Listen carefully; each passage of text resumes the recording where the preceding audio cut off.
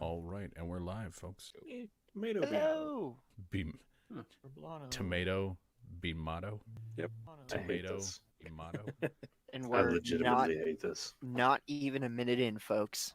All right. I mean, it's the pent up frustrations of a week of Mike not being himself in front of other people. So Beans. I'm not like And that's this the at U.S. Postal Service.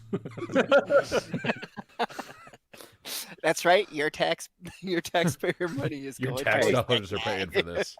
hey, you get what you pay for. taxpayer money does not pay Gross. for the U.S. Postal Service. Yeah, that's also why it's true. shit. No, like the postal service has got some really fucked up requirements in order to do really fucking anything. Yeah, but they like arrested Steve Bannon, so that's cool. I do like that postal enforcement exists, and I'm very surprised that there's never been a procedural cop show about it. Post cop. Yeah, Post Cops could definitely be a show, and it'd get a good 3 or 4 Your host, seasons Post before it Malone. dried up. But Yeah, that's true. It wouldn't be a long show, but yeah, I don't think it would have the legs of Law and Order SVU or anything like that. But Eric figured out where we snuck off to. You cannot hide from only to continue eating dinner. Yeah. Right. yeah, that's fair. I will actually be chewing. I am now listening. Ooh. So. ooh. Oh. Well, stop it. One of my trainers was like, "How much does a stamp cost?" Like 55 cents. What can you buy for 55 cents? I was immediately just like, a stamp. A stamp. How is that not the absolutely correct and also best answer? I'm pretty sure that it is. That's And- that's it. and That's anyway, it right there. That's how I won. What can you buy for that much money? Is this a trick question? Are we waiting to roll hit points? We'll talk about all that here in a minute. I'm still making posts of, hey, come watch, come, Okay. please show up and love me and my friends. I beg of you. I beg of you. If you don't want to love me, you can love these other. I No. love at least some of these other people. Look, Love if you me. don't want to Like- love me, then you can love all of these other. No, I understand. You can go. I see. My disappointment is immeasurable. I can measure it. Yeah, it's pretty definable. It's not bad. Yeah, it's right about. Son, I am devastated. Did you know the measurement unit is Eric's? Yeah. For I did. For disappointment, that's wow. Okay. Wow. Let me tell you, Noah, I sure did. My father let me know every day, Oh. and I passed those savings on to my son. Oh, my kidneys are gonna hurt tonight. Okay, so at the moment I have Dandran, Delian, Ringer, and Zeract in the game. So I'm missing 2 people. Are you playing? yes. Sorry. Oh. Oh, it's Noah. Oh, that. This is my bad. It Well, is. I have to go to the other channel to get the thing to go to the place. Boom! I'm here. Wow. All right. So we will start, and I will tell you a story. My jolly jelly spoons. So I forgot. every time, let me tell you a story, Travis. Tuck yourself in. Okay. Why would you tuck in a spoon? Tuck yourself in. Okay. You want You to know get what? tucked in? Fuck You know do it what? For yourself. that, everyone gets tucked except Mike. You untucked reject. So That has connotations in different circles. Oh, last week we palled around Star Alaska for a little bit. In the town of Star Alaska, it's there's a lot of people that are each vying for a slice of the pie of the city, and there's more people than there are slices. So there's a lot of sort of gang warfare and a lot of bureaucracy there, and I think it was pretty apparent to the group already that some weird things were going on. The group sets up at a House Galanda inn called the Cold Throne, which is not brand new, but still like pretty new in comparison to a lot of the rest of the town. It's only like 5 or 6 years old, and it is pretty much built around this gigantic frozen throne that just radiates cold, which they use as kind of like the opposite of a cook stove. So like when they want to serve like a frosty beer, they touch the mug to the throne, and it makes it chilly. Technology. Let's see. So most of the group sets up there, except for Dandarin. Dandarin goes to his family's artificery that's in town with his cousins that run it. Their names are Murgi and Murin. He does not manage to speak to Murin, but he does speak to Murgi a little bit. And Lumia went there with him as well. And it's sort of a combination of not just an artificery or like a mage rite shop, but also a place where they teach people how to become mage rites. And yeah, then with the throne kind of piquing his interest, Shrewt wanted to learn a bit more about it and where it came from. He found out that this was the throne of an old hobgoblin warlord who went by the moniker of the Frozen Spear. He was one of the sort of final important warlords as the Dakani Empire was collapsing.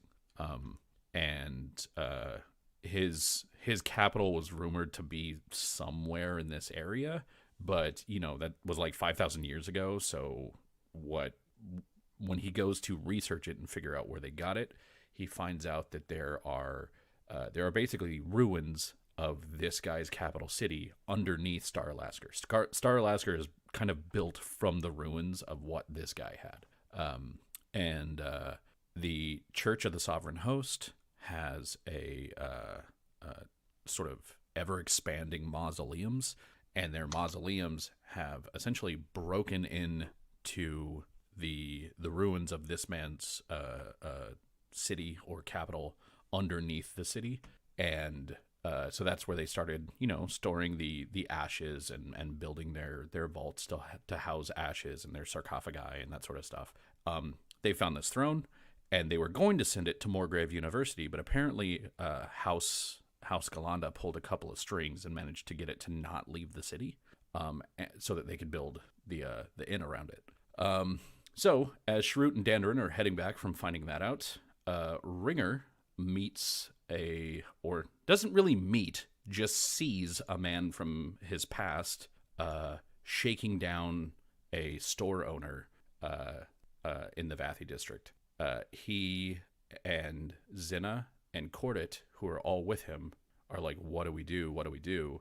And then the man turns to Ringer and says, Soul, come here. And Ringer goes, we run. That's what we do. We run. And so they all started running. They managed to get back to the cold throne, but they were followed. A fight ensued.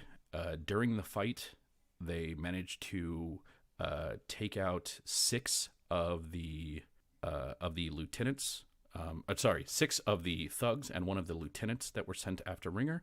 And they also, actually, I think that's about it. You managed to take out those guys. The rest of them fled. So by the rest of them, I think that the only people that actually got away were the other 2 lieutenants. And then you were all, well, I think that's actually where we stopped. So we can start now on that map. So let me find the map for the, I think it's the Round Bear. Yep. All right, lads. Help me strip them down. Sharut will check to see if any of them are alive. None of them are alive. But as you're going to check, can you give me a perception check? Perception. Yes. Yes, I can. This one, the one that they called Whoopsa, Whoopsa is not there. And I don't mean that she got up and left. Her stuff is there. Her body, in the sort of shape of the person of indeterminate species and gender, there's just kind of like sort of a viscous black goop, and some stuff. Can I do a heal check on the black goop? Can I do a knowledge arcana on the black goop? I do an appraise on the black goop. I will allow all of these things. Sure. I attempt to climb the black. Damn it, no. Fucking roll it. Just do it. Okay, Dandarin. And just swims in it. Actually, I'm gonna start with Zeract first. So you saw this person firing out this sort of swirling vortex of black energy when she hit Coralie in the back with it. So if that swirling black energy was negative energy, there's a good chance that this was like some sort of undead, possibly. Mm-hmm. And you didn't make a knowledge religion check there, so like I won't go into any more information, but that's kind of what you assume is, oh, that's what that might have been, but it's hard to tell now because there's not much left to go on. Zarak doesn't have much in the way of knowledge religion, so that's probably fine. Cool. Sharut, it's goop, so you cannot heal the goop. Dandarin. No.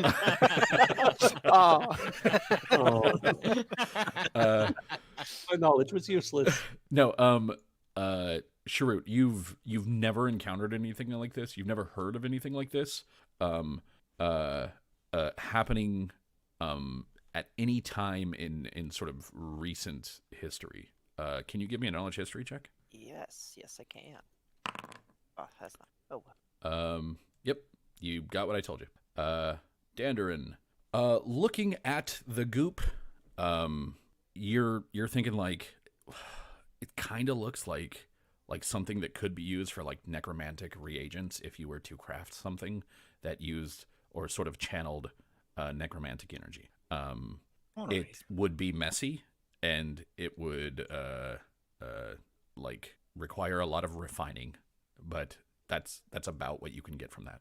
Like, It just looks, I mean, it doesn't look like much that you can get out of. Delian, you are on top of the pile. Hell yeah. God. They're all looking at it, and then I just step all over it. Delian, I need you to step off for a minute, and Andrin will, in fact, scoop some goop in jar. Oh, what am I? Oh, God. Oh, no. It's everywhere. My shoes. It helps. That used to be a person. It doesn't. Max smiles, and she's just really fine with that. Well, whatever this person was, they were dealing with something very different. While I'm not entirely sure of exactly what it could be used for, I do know that if refined, this goo could be used to make things of a necromantic nature. So I don't rightly know why this person was made of it, but... And he continues to scoop the goop. You see Sharut cringe every time you use the word goo. There's a chance that was an undead being, someone who had risen from the dead, and you're simply moving their remains into a jar, which, while fascinating, is not ultimately what I'm here for. Does anybody have an explanation as to why this whole event occurred? I realize that getting attacked at inns is starting to become a trend for us, and I'd like to see if we can stop it. But they said something about, what was the name? The boy. They said something about a boy named Ringer. You were standing right next to me. What was the boy's name? Someone in particular?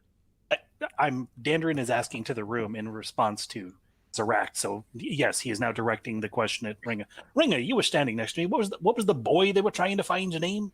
Ringer? That's fascinating. Mike, No. Do you intend to be talking? Because you are not. I sense motive his silence. No. Was someone talking to me? Yes, he's I directly directed a talking question to at you. I didn't hear it. Sorry. And then you asked, "Is someone asking me a question?" And then you he said said, yes. "Yes, I'm And asking you a didn't question." reply. I didn't hear that part at all. Oh wow! I was gonna say, like, am I muted? Oh god, what's happened? No, Ringer is just stonewalling the entire party. Yeah. Here's the thing about your investigation. Fuck your investigation. That is appropriately Mike. Mike, because it sounds like you didn't hear it. I very specifically was asking Ringer if he heard the name Let's that they just were say asking my for. past is caught up with me. and we don't want that to happen. I see. I mean, I think we did a fair job here, all things considered. We did an okay job. We still have the rest of them. How many more are there? That's a great question that I wish I knew the answer to. Well, it sounds like you have some research. Sharut, what No, to it know? sounds like we all have some running to do. Sharut, So get packing. who are they? Did you hear that, Mike? I did. He's If- still just refusing to. If the leader hasn't changed the name of the gang, they're probably known as the Bleakers. Oh, sounds like a bright bunch. You could ask anyone in town who the Bleakers are, and they'll probably blanch and start running. Yes, but why? Sharut, agree that we leave now. Talk details later. Anybody with a good knowledge of Seer, specifically like people that are from Seer. So I guess Dan or Dillian. Yeah, I guess me. You can give me a knowledge local, or a knowledge history if you have either one of those. I have not class skills, but I have both. Do you have ranks in them? I don't. Okay, then if you get a 10, I'll tell you something. Cool. I'll risk it. Okay, you rolled a 16, so that's a 10. I love untrained knowledge skills. So, Dillian, what you know about the Bleakers, they were also occasionally called the Bleak Bats. They were the scariest gang in the biggest city in Seer. Okay, so I would have heard of them, definitely. Yeah, they were. This was a gang that didn't just run the docks. They ran like the people that ran the docks.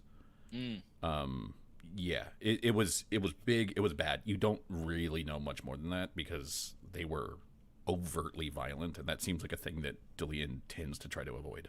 Yeah. And so Dillian will be like, the Bleakers are here? At the very least, the leader is. Well, that's not good. I agree. Get packing. I'm already packed. Oh, well then, help Shroot pack? Sure, do you need help packing? Sharut, fine. He Well, says, now I have nothing to do. He says with his I'll massive backpack of stuff. It's like,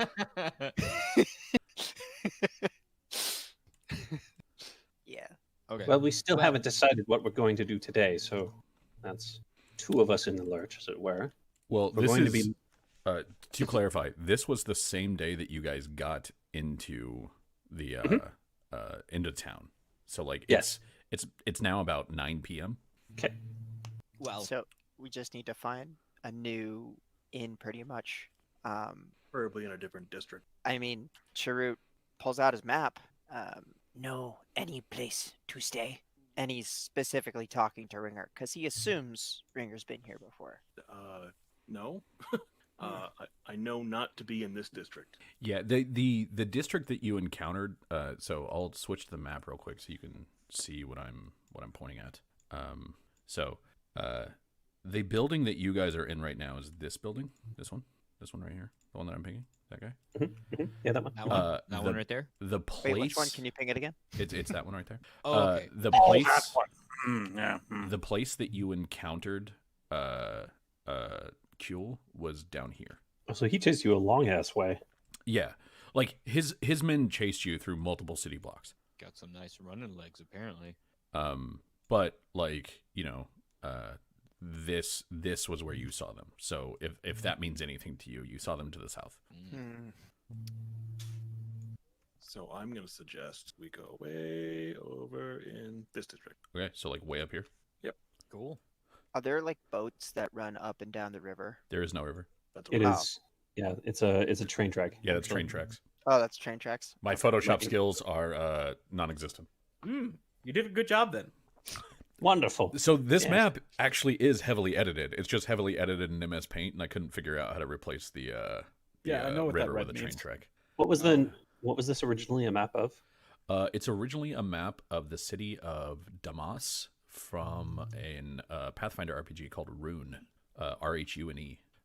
It's a very cool map, and once I turned it on its side, I was like, this is precisely what I want, because it has the spaceport, it has the trains, it has all that stuff. Like, the only thing that I would change about this would be turning the river into another train track. Okay. So My apologies then.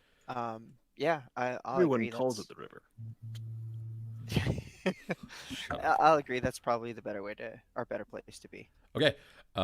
So can you give me a knowledge local with a +2 bonus on it for your map? I can. Oh man, you got that map and everything. Oh man. It's like I thought Sharut would need a map. That's not great. It helps to have a map. Oh, Turns out that's Shrew doesn't know how to read a map. Oh no, I forgot how to read. Turns out the map is in a language Sharut doesn't understand. Common. Why would you write a map in Elvish? That bird was like, all right, this goblin. Fuck that goblin. I read that. Give it here. You on the map is there are 3 inns in this general area. One is right there, one is right there, and one is right there. There is the first one is called Simple Silence. The second one is called Urok's Inn, and the third one is the Oak and Cudgel. Thanks, Wagon. That's It is pretty a nice wagon. It is a pretty nice wagon to give you that information. Such a knowledgeable wagon. Yeah, so you get that there's sort of those 3 up there, and but with no additional information. Sharut shares this information and says, "Do not know about particular style, but think simple silence may be best." And he points at it on the map. Simple Silence is the one that's there. Sure. Hopefully they got some rooms. I will grab some stuff from my room and maybe disguise myself because they're clearly after me. Okay. So what you actually do is walk into your room and then shapeshift. Absolutely. Okay. Can you roll me a disguise roll, please? I can. Give me 1 second to make sure I get the roll correct. Yeah. Remember, you get a +10 for your racial bonus. That's right. It's not that high. Wow. Fuck. Jesus Christ. It's not bad. Are you still a half elf when you come out? No, human. Okay. So yeah, go ahead and describe the ringer that comes out. Their face has been like shrunken down and just kind of pushed backwards, and the ears have been rounded. Otherwise, looks eye color has changed. Has a mustache. All right. So yeah, a disguised ringer comes out carrying their stuff. Are you guys are you doing I will reload the in map. Are you doing anything else of note before you leave? Well, You still since have no one said it out loud, we loot. Yeah, no, I know that you loot. I already told you guys what you get, but for everybody that's watching, what they find is you find 6 medium masterwork hand axes, 4 medium masterwork hand crossbows, 6 medium masterwork leather armors, and then in the pile of woopsa that's over here, you find one magical cloak, 1 magical robe, and 1 magical belt. I don't mean to distract from that, but did you call it whoopsa because when they die, they leave a pile and it's like, oh, oops. Oh, oops, oh, whoopsa. No, not at all. Okay, good. Because I like the correlation that I made. So yeah, that's what you guys find. Sharut, I know that you applied a bit of healing to Coralie to sort of get her back up on her feet. You also have Cordit in the back, who Zinna is still just like standing over. And did you want to heal him too? Can you heal him? I don't even know if you can right now. Not at the moment, because Okay. I've used both my salves, and I technically won't have a heal kit until tomorrow, right? Correct. I can't heal him until we get to the new inn, because then I can make up a new salve and give him more, or I could just give him a potion. But since he's okay, like he's stable. He's not. He is not bleeding to death, but he is basically at 0 hit points. He took a hatchet like to almost the spine. So like deathly injured. So he's gonna be okay. He's gonna be right. That's what. Sorry, that one's still alive. Yeah, he's still up. Excellent. Yeah, I guess I'll just give him a potion then. Okay. Like a cure light wounds. I have. Yeah, I'll just use a cure light wounds on him. He heals 4.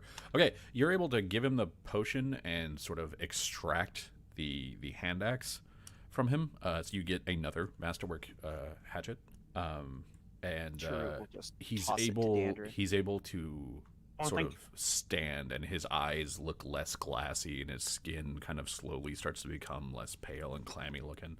And he goes, "So what are we doing? Are we staying or are we going? We leave. Pack. I Be don't have- careful, though. I don't have much. I just need my bag and my bow. I'll be back." And he Don't. Go ahead. he will sort of run off to the suite to get his stuff. Like, as he's leaving, Sharut will say, don't reopen wound. Wasn't planning on it. Thanks, Doc. Ringer is going to check all of the rooms to make sure there's no one left inside the rooms. So when you get to this room, it looks like everybody basically ran except for this room right here. And when you knock on the door, Amandu will sort of open it in like full night dress. Like he's wearing the nightgown. He has the little hat that's like long with a little puffball at the end. And he's, "Hey, if you could, what's the Laya? Was it? Is something?" Actually, he wouldn't even recognize you, so he would just look at you and go, "Hello, do you work here?" No, Imando, it's Liar. I hate to do this, but we have an issue and we all need to move. Did one of the guilds come for us? One of the gangs is coming for me. A man by the name of Eberron Actual, and if you don't recognize that name, someone else around you will. He goes, "Doesn't ring a bell, but I know the rumors of Star Alaska. Well, everyone's heard about Star Alaska gangs." And Right. he kind of like behind him, he goes, "Ashless." And this woman who you've seen Ashless before. She always looks kind of like vacant in the face, and like doesn't really carry much in terms of like, you know, like facial emotion, bright red hair. She kind of sits up in bed, and when she sits up in bed, her hair is just this tangle of like vines and thorns and flowers. And she has this bright smile on her face, and she goes, "Yeah?" And he goes, "We have to pack. Can you get ready?" And she goes, "I'd love to." And you see her. Grab whatever you can live with, whatever you can't live without. Anything else should stay. Like, Don't forget the whoever is book. still here in the next hour is probably going to be tortured and questioned about where I am. Well, then, yes, I will. We'll be right out. And you see them start packing basically as quickly as they can. They within a few minutes will come out. And Zarak, you see this as Ashless and Amandu come out. Amandu is wearing his travel clothes again, and Ashless is she's dressed like she normally is, but that sort of like far off, I'm looking more through you or past you than at you sort of look is just gone. She makes eye contact, she's smiling at everybody, and her hair is just a mass of vines. Like Sirax is thrilled, and as they get a chance to pass, she's gonna lean in and whisper, "Good choice. Yeah, I think that looks well on you." And she looks at you and she goes, "I can't make it go away, and I don't really know how to feel about that." It's something that comes with practice. There's methods that can be learned to make this less of an obvious issue, but I think that looks phenomenal. Really do. Well, I suppose that's awfully nice of you to say. We should, it sounded like there was an emergency. We should go? Oh, we should, yes. All right. So, Zena and Cordit will come out, and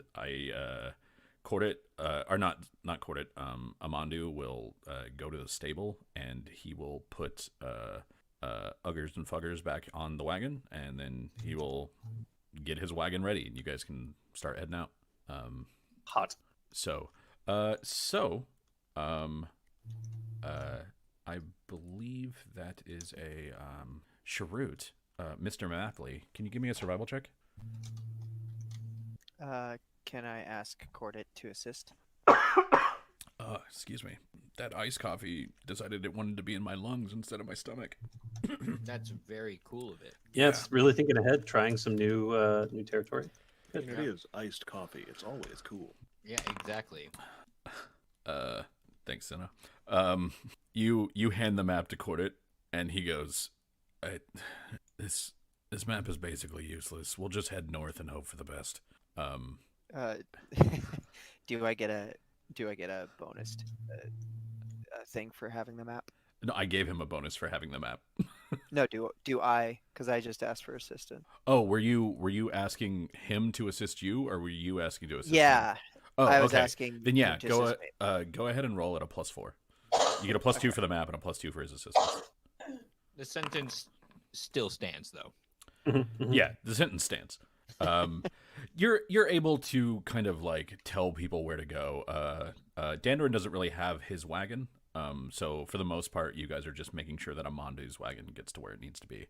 And you guys are sort of, you like leave here and kind of like get on the main road and you're going up this way.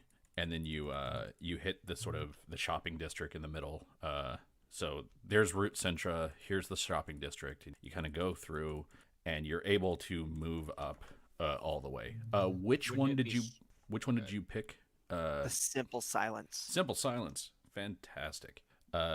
So the group of you head into Simple Silence. That thing is happening again. It is happening again, even in this channel. Mm-hmm. 1 sec. Did it stop? No. Yes, actually. No, Well, not for me. Now it's just going. All right, you might have to pop out and pop back in. Hang on. And I think next time we might have to like not connect to Discord to do this. It's at this point the only thing that I can think that it is going to be that Discord hates Streamlabs. And I can't think of anything else. So anyway, you guys get to the Simple Silence. The Simple Silence has none of the niceness or accoutrements or features of the one that you just left. It mostly looks like a stone foundation, and then the stone is up to about 1/2 of the first floor, but it's a 2-floor building that is otherwise wood. The stone looks real old and filled in parts with what is clearly newer construction. So like some of the stone is like old, cracked, weather-worn, rubbed smooth, and then there's like next to it is like a bright shining brick, and then the one next to that is like the same sort of old worn stone. And you move into the Simple Silence, and there's a thing that happens to whoever's in the front when you go in to check in. Who's in the front? I volunteer Ringer. Okay. Ringer, can you give me a will save? Can I? I love this place already. Fantastic. Cool. You go in, you walk up to the front desk. Behind it, you see a man who's he's a human.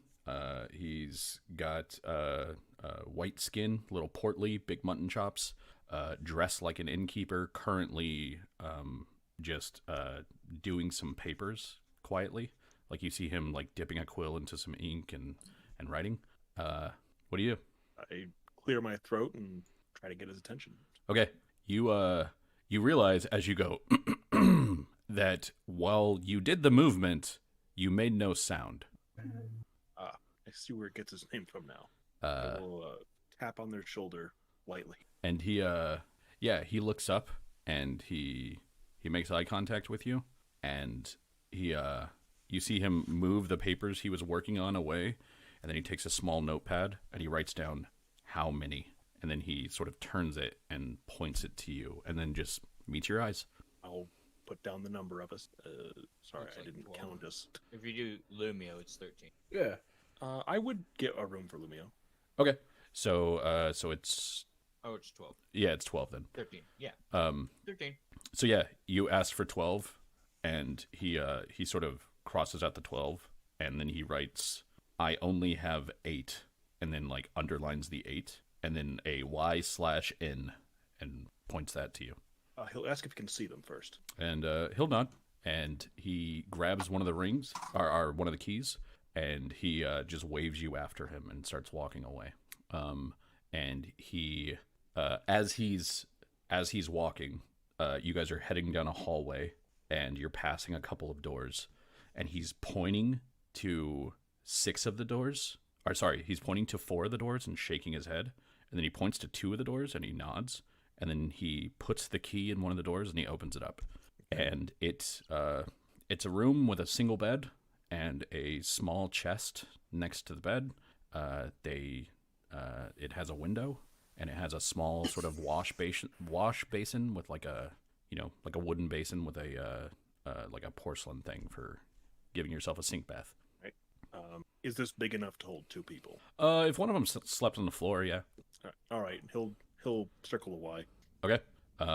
He writes down the number 16 with a G next to it, and he rips that off and hands it to you, and then starts heading to the front. Okay. I'll head back out. Okay. When I can speak again, I will explain the situation. Be like, gonna have to double up. There's only 8 rooms. It's silenced. The name is there for a reason. You might not be able to speak in there. Sounds like a wonderful place to keep to yourself, or to be murdered quietly. Definitely one of those things. Yes. Do you all have wedges? Sharut have pythons. Works. What? You don't Yeah. sleep in a Yeah, I'll city, just I don't think. nail some pitons into the floor of this dude's inn. He won't mind. That'll be fun. I've got some wedges here. Pulls I out. mean, by the looks of it, he has some replacement stone. I'm sure we'll be fine. Okay. So somebody pays this dude 16 gold. I don't know whom. And Do you want the I'd party pay to him cover upfront. it? if the party if you want to take it out of the party loot, that's fine. I will adjust the party loot. And you all go in, and when you get into the room, there is what happens when you go in is that he hands you each for each room the key with a piece of paper folded around it, and he either points you down the hallway or he points up, as in your room is upstairs. And you guys are each able to sort of go in and unlock your door and everything. For everybody who reads the piece of paper, which I'm going to assume is going to be like all of the inquisitive types. So anybody that would like to can give me a knowledge arcana check. Sure. Fucking sweet. I do not have knowledge arcana. Sounds great, Curses. Zeract, what does it mean? he says, mouthing it with no words. Zeract. Hey, I get a wit save. So Zeract and Delian, that'll work too. When you open the paper, it says alarm, and then it has a word with a couple of numbers after it. So it might be like platypus 12, porcine 8. You know that if you basically think about this word real hard, it will alarm your room. Oh, that's phenomenal. So That's really cool. the alarm can be audible, or it can be a mental chime. And so when you alarm it, you just have to set it to mental chime. I like that. Zeract will kind of motion people back out so that she can explain it, Cool. but then And- we can get back into the rooms. Yeah, and so everybody is able to go into their room, and you take whatever phrase he gave you, and you just think about it real hard, and you sort of key yourself to the alarm. So like you're sitting there with like K912, K912, and like you just feel that like now the room is like alarmed, and you are able to whoever's in the room is able to pass through it. Whoever has that particular password, but nobody else. Cool. So, and then everybody gets a little bit of sleep. Hey, sleep. You guys can rest. I missed that. And then when you wake up in the morning, everyone's level 3. Weird. Where the fuck did that come from? Who's done this? Who has done this? So, I wanted to go over with everyone just real quick, sort of what you got at your level, and then we're going to do sort of a hit point roll off. So I will start at the bottom of the list and move up. So Zeract, what does Zeract get at level 3? Ooh.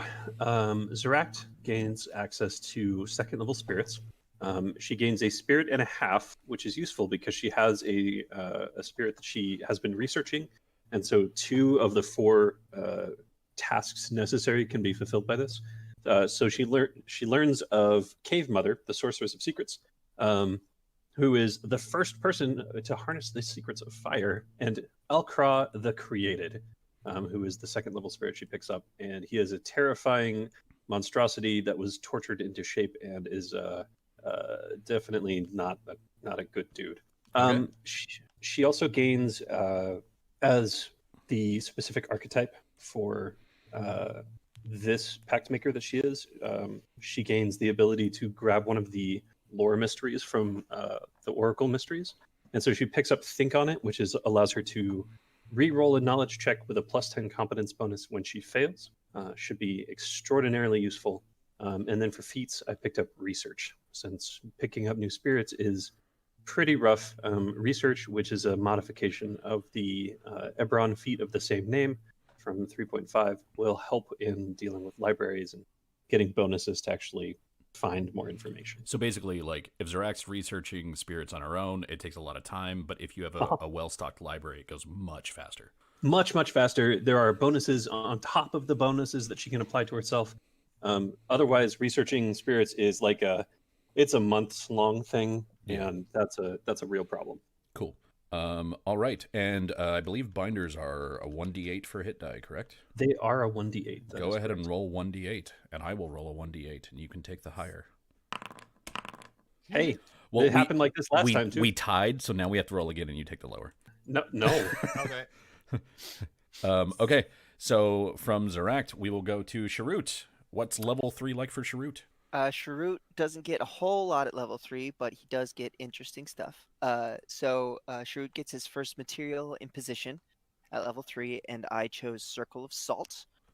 He can lay down a Circle of Salt, and for a number of rounds equal to his class level, class level plus thing, intelligence bonus, essentially puts up like a ward. For against spells and spell-like abilities, where allies get a circumstance bonus, including Sharut, of his intelligence bonus against saving throws for spells, spell-like abilities, and supernatural effects. Nice. Also, summoned creatures can't attack within the ward. So yeah, so it sounds very similar to like protection from evil. Yeah. And then another thing it adds is it gives Sharut the ability to add a dispelling detonation to his flashbang. So if he uses his, if he expends his martial focus, it adds it to the flashbang on his attack, and then it has a localized dispel magic effect, or targeted dispel magic effect on that target if they fail their fortitude save, which is great against mages.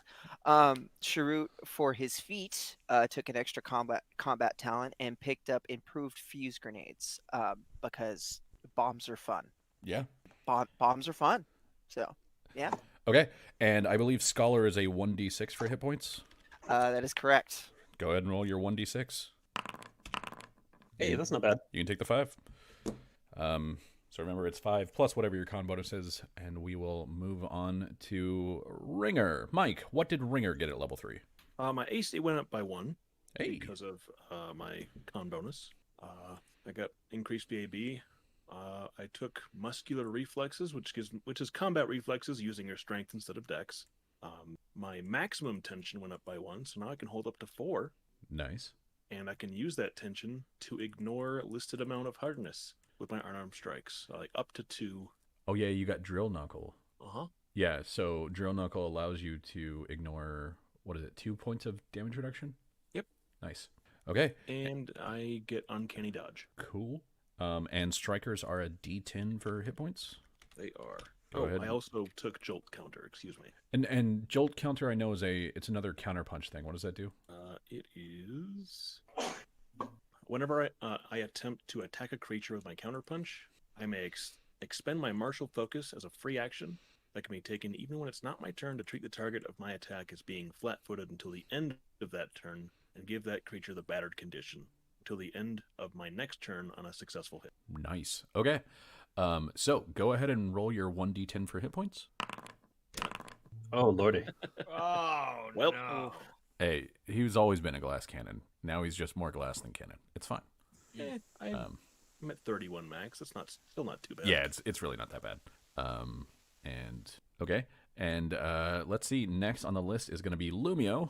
Andy, what did Lumio get at level 3? Well, I increased my diplomacy to 10 and called it good. Oh, sounds fantastic. frankly, I'm glad it's that high. Yeah. So I'm just gonna straight talk my way through it, and I don't see any other problems happening. No, I got a new totem called the Totem of Foresight, which allows my allies to choose 2 targets when they're attacking. They roll an attack on each of those people, and they get to choose which of those attacks they actually do. Which is great. I also picked up. Where did it go? It disappeared on me. There's a thing that lets me put totems down as a move action rather than a standard action. Oh, it's a call to arms, right? Yes, that's the one. Okay. And that should make it so that I can attack and put down a totem on a turn, which means I'm not necessarily so dangerous. Speaking of attacks, my attacks went from 1d6 to now 2d6. I also have a base attack bonus now, so I believe I get +1 on my attack rolls now. Yeah. Which is so much nicer, and something I wasn't doing when I was level 2, even though I had it. And then what was that? Oh, there was another feat that I took that I decided to go with extra magic talent, and I picked up from the Mind Sphere the Courage. Okay, and that one's so I can, that one Yeah, lets go you ahead. like buff all of somebody's d20 rolls, basically, right? I'll just double check here. It's like attacks and saves and skills or something like that. Yeah. As a lesser charm, a target may choose 1 attack roll, saving throw, ability check, or skill. It makes within the next minute, and they gain a morale bonus equal to 2 plus 1 per 5 levels of caster, or caster levels on that roll. And then, All right.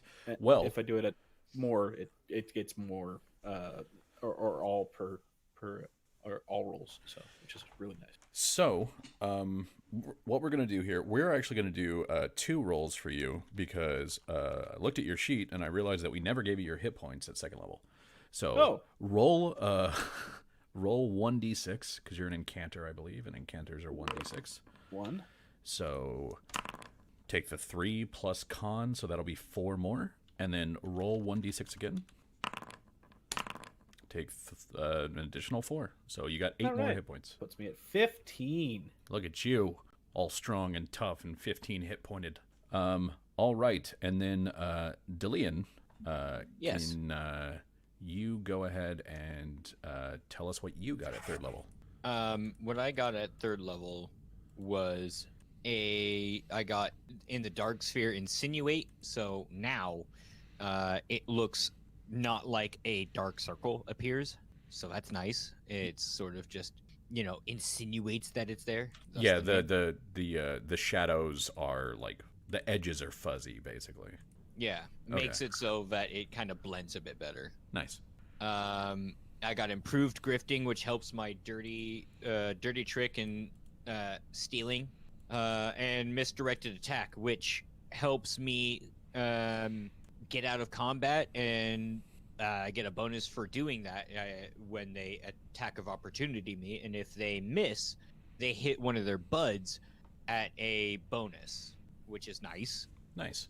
And I also got a hook. I got a hook shot, which is what I thought the hook and pulley did, but now I have ropes aplenty, which is very fun. All right, and you are a hedge witch, correct? I am the hedge witch. Yes, You are. I do magic in a hedge. Magic in a hedge. And I believe we did the same thing to you, where we didn't roll your hit points for. I believe that's the case. Yeah. So let's go ahead and roll 1d8 for you. Okay. Okay. That's pretty nice. Take the 8 plus a con of 1, so you get. Hold on. What is 9. max hit points at 1st level for you? Is 9. So that'll bump you to 18, and then roll the 1d8 again. Okay. And then 7 more. So you'll be at 23. 23. That ain't bad. It's better than what I was. Yeah. All right. And lastly, but not leastly, Dandarin. What do you, the blacksmith, get at 3rd level? I get a hammer. Oh, I shoot my time. No, nice. I see my time. Dandarin gets a little bit better combat. I took weapon focus group Dwarven, Okay. so I'm, maybe I'll hit something eventually. We believe in you. with some degree of reliability. Then he gets the ability to create and reforge magical items. Specifically, right now, wondrous items, and at 5th level, he can do weapons and armor as well. Yeah. So can you he explain this ability so that we understand how it works? Sure, I'll explain it for the audience. Thanks. So the ability is called Reforge, and what it lets him do is reforge magical weapons and armor.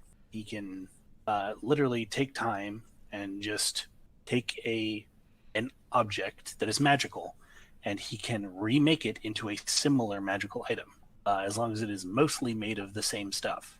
So I could, for example, turn my halberd into a spear or something like that. If it was magical without losing any of the magic. I can change one piece of metal armor into a different piece of metal armor, a different shield into a different shield. Wondrous items is a little tricky, but I could still do it. Like, I could potentially turn a circlet into a belt by attaching the circlet to, some leather and wrapping it around. And then similarly, I could turn the belt into, like a tiara or a circlet, just made like a leather cord, or as part of an amulet or something.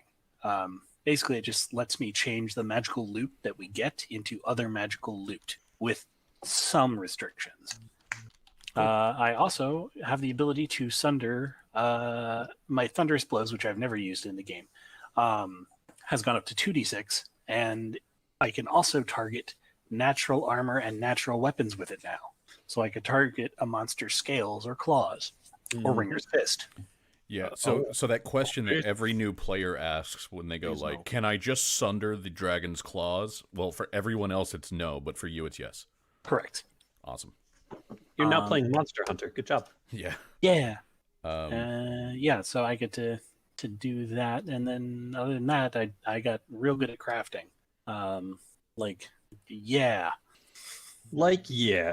Well, I was doing some math with the crafting rules we have now, and if I just roll the 1, I automatically create masterwork weapons. Mm-hmm. I mean, you're a dwarf man. Like that should be the lowest bar, right? I've hit the lowest bar. Yeah. Dwarves are like, you're 6 years old and you can't make anything yet. What fucking use are you? And that's how that works. Like, you've hit 6-year-old in dwarf terms. Yeah, right. I was named Harim. God damn it. Anyway, yeah, that's basically it for me. Is I hit harder and Sounds good. Yeah. Hit harder, do more. So, and we need to roll your hit points, I believe, and a blacksmith is a D10. It is a D10. One last thing, I also picked up a feat called Weapon Master, which lets me do funny things like deal slashing and piercing damage with my warhammer. Yeah. I just change my grip and hit you with a different part of it. Yeah, the bladed part of the hammer. Oh God. Ooh. Oh wait, that was the War Crimes wagon. That wasn't me. That was you. Oh. Oh. The luck is transferable. No. This is Eric. It's the same luck. Hey, carries on. I'm so. Oh. And the next one's going to be 2 1s. It's going to be phenomenal. Ooh. And then the stream will end because we can go no higher. Somebody rolled a 0. Oh. The dice obliterated. Well, the last couple of weeks have been real hard on Dandarin, so he's just really feeling it in his health of his entire body. Feeling it in my soul. So, Dandarin, do you stay with everybody at the Simple Silence, or do you go back to the Artificery? I go back to the Artificery. Okay, so yeah, like they get all checked in, and then you go back to the Artificery, where Lumio, I'm assuming, is just probably sitting there reading a book or hanging out. Yep. Did I actually hit you in the fight, Dandarin? I don't think I did. No, I did. I hit you once. So yeah, Lumio. The two of you are in the Artificery when Dandarin comes in, and this is the sort of like the shop and the classroom, and you guys are staying in that room over there. But yeah, when he sort of stumbles back in around midnight, like it's clear that he's been in a fight. He might not be limping anymore or anything like that, but he's got some marks on him that say that he hasn't had a great day. Are you okay, Dandrin? I've been better. Got into a fight because apparently Ringer's got some ghost in this town. A ghost of his past, sorry, idiom. And it, Here then. yes. We don't Yes, trust from people, ghosts. And, well, they came trying to kill him, I guess. I don't know. Anyway, we took exception to that, and we killed them, and I got some goo and some other things, and I think I'm going to spend some time and start reworking some of my things. All right then. Did everyone survive? On our side, yes. Good. All right. One of the men turned into these 3 jars of goo. Which I've saved because I'm fucking weird. But as it turns out, this goo can actually be used as a component in crafting magical items. So I'm keeping them, if you're wondering. Oh, okay. Did it come pre-jarred? Because I think that. Oh no, I brought the jars. Oh, good. I for a That moment. I would have had many questions if he had just dropped into 3 jars of goo. Right? That's what I thought you were explaining to me, and I was concerned. I mean, no, Lumio's Warforged, so that's a legitimate concern. Yeah. That's an entirely different. I would not be in the city. I would have come here, gotten you, said goodbye to the cousins, and we would be leaving. Yes, that seems appropriate. That being said, come here, and he takes out some of his tools. I'm thinking it's time to toughen up your body a bit. Here, break this. It's just the goo. Yeah, explaining how warforged get tougher. Just a blacksmith just starts taking a hammer and just tempers him. And thus Lumio leveled. Yeah. Oh, okay. Okay, so the next morning, you guys have some you have the day to do stuff if you want to do stuff, and you can basically just pal around in the city. The majority of you are going to be up here at the Simple Silence. However, Dandrin, you and Lumio are down at your cousin's artificery. Yes.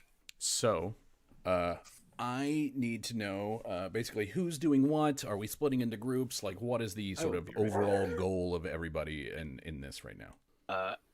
Was that Andy who just said he was going to be right back? I believe so. Okay, then I'll hold off because I was literally about to ask him to go with me to do stuff. Sounds good. But one of those things for sure, like first thing is going to be getting Gruddock on the airship. Okay. And then selling the stuff, as we've already discussed outside of game. Yeah. So yeah, selling the stuff, like we don't need to do that in game. You guys, you stop by a store and you go, hey, we have this stuff to sell, and then the stuff is sold. So like, we don't need to take up game time with that. Yeah. So, Delightful. so at some point I will do that to drop off everyone's take, and then collect orders as I will then begin the process of crafting. And per the new crafting rules, I can now actually like do things after that, so I don't take the entire day to craft. Yeah. I mean, after we drop off his brother, I assume, because that's what we were all paid to do. Yeah. I assume Sharut is going to kind of is going to want to get to the bottom of why we were attacked last night, because we couldn't really talk about it in silence in our different rooms. You But didn't he even wants to try. know. Well, he did. He's like, let's go find a new place first, and then we'll talk about it. And we went to bed. Well, you Anyway. guys, you went to the one place where you couldn't talk about it. Exactly. Like we went to the one place where we couldn't talk about it. And I was thinking, like, oh, okay, Simple Silence. Maybe it's a place where they're really discreet. Nope. No, you were Nope, correct. nope. They're extremely discreet. This inn is everything I wanted and more. But yeah. So anyway, so the first thing on the docket, I would assume, is getting Gruddock to the airship. Okay, so is the group getting together to take Gruddock to the airship? Sure. So, Yeah. Sounds to be. All right. So everybody gets together to start taking Gruddock to the airship, and you guys basically you start heading towards the wind rights quarter, and that's this one down here. The wind rights quarter is bustling. It doesn't ever really stop bustling. This is actually the quarter that you guys were at earlier, because the Cold Throne is that one. So you basically have to head back across the city with the wagon, but you're sort of doing it from a different direction because all of you are going to where Dandelion is at the artificery, and then you're coming down to the Windwright's quarter. It's so to describe what an airship dock looks like, it sort of looks like if you put like an octopus upside down, with all of its tentacles kind of splayed out, and what happens is the airship kind of comes in, and then they just tie it off, and it floats there. And then usually there's a device in the center that looks like an additional octopus stack on top of this one. That's basically the big crane, and the crane is what like loads and unloads cargo onto the ship. When you get there, there are currently 3 airships that are docked in on the skyport. 2 of them are fairly small and have rings of fire. They each have 1 ring of fire. One of them is pretty big and has 2 lightning rings instead of fire rings. So it's like seeing this massive ship that is just circled with this like wheel of fire or lightning around it. It's I actually, here we go. I have a little thing. Thanks, Tandrin. You're welcome. And for those in the stream, this is what I'm talking about. That's what an Eberron airship looks like. So the 2 small ones look like this sort of shape with the ring of fire.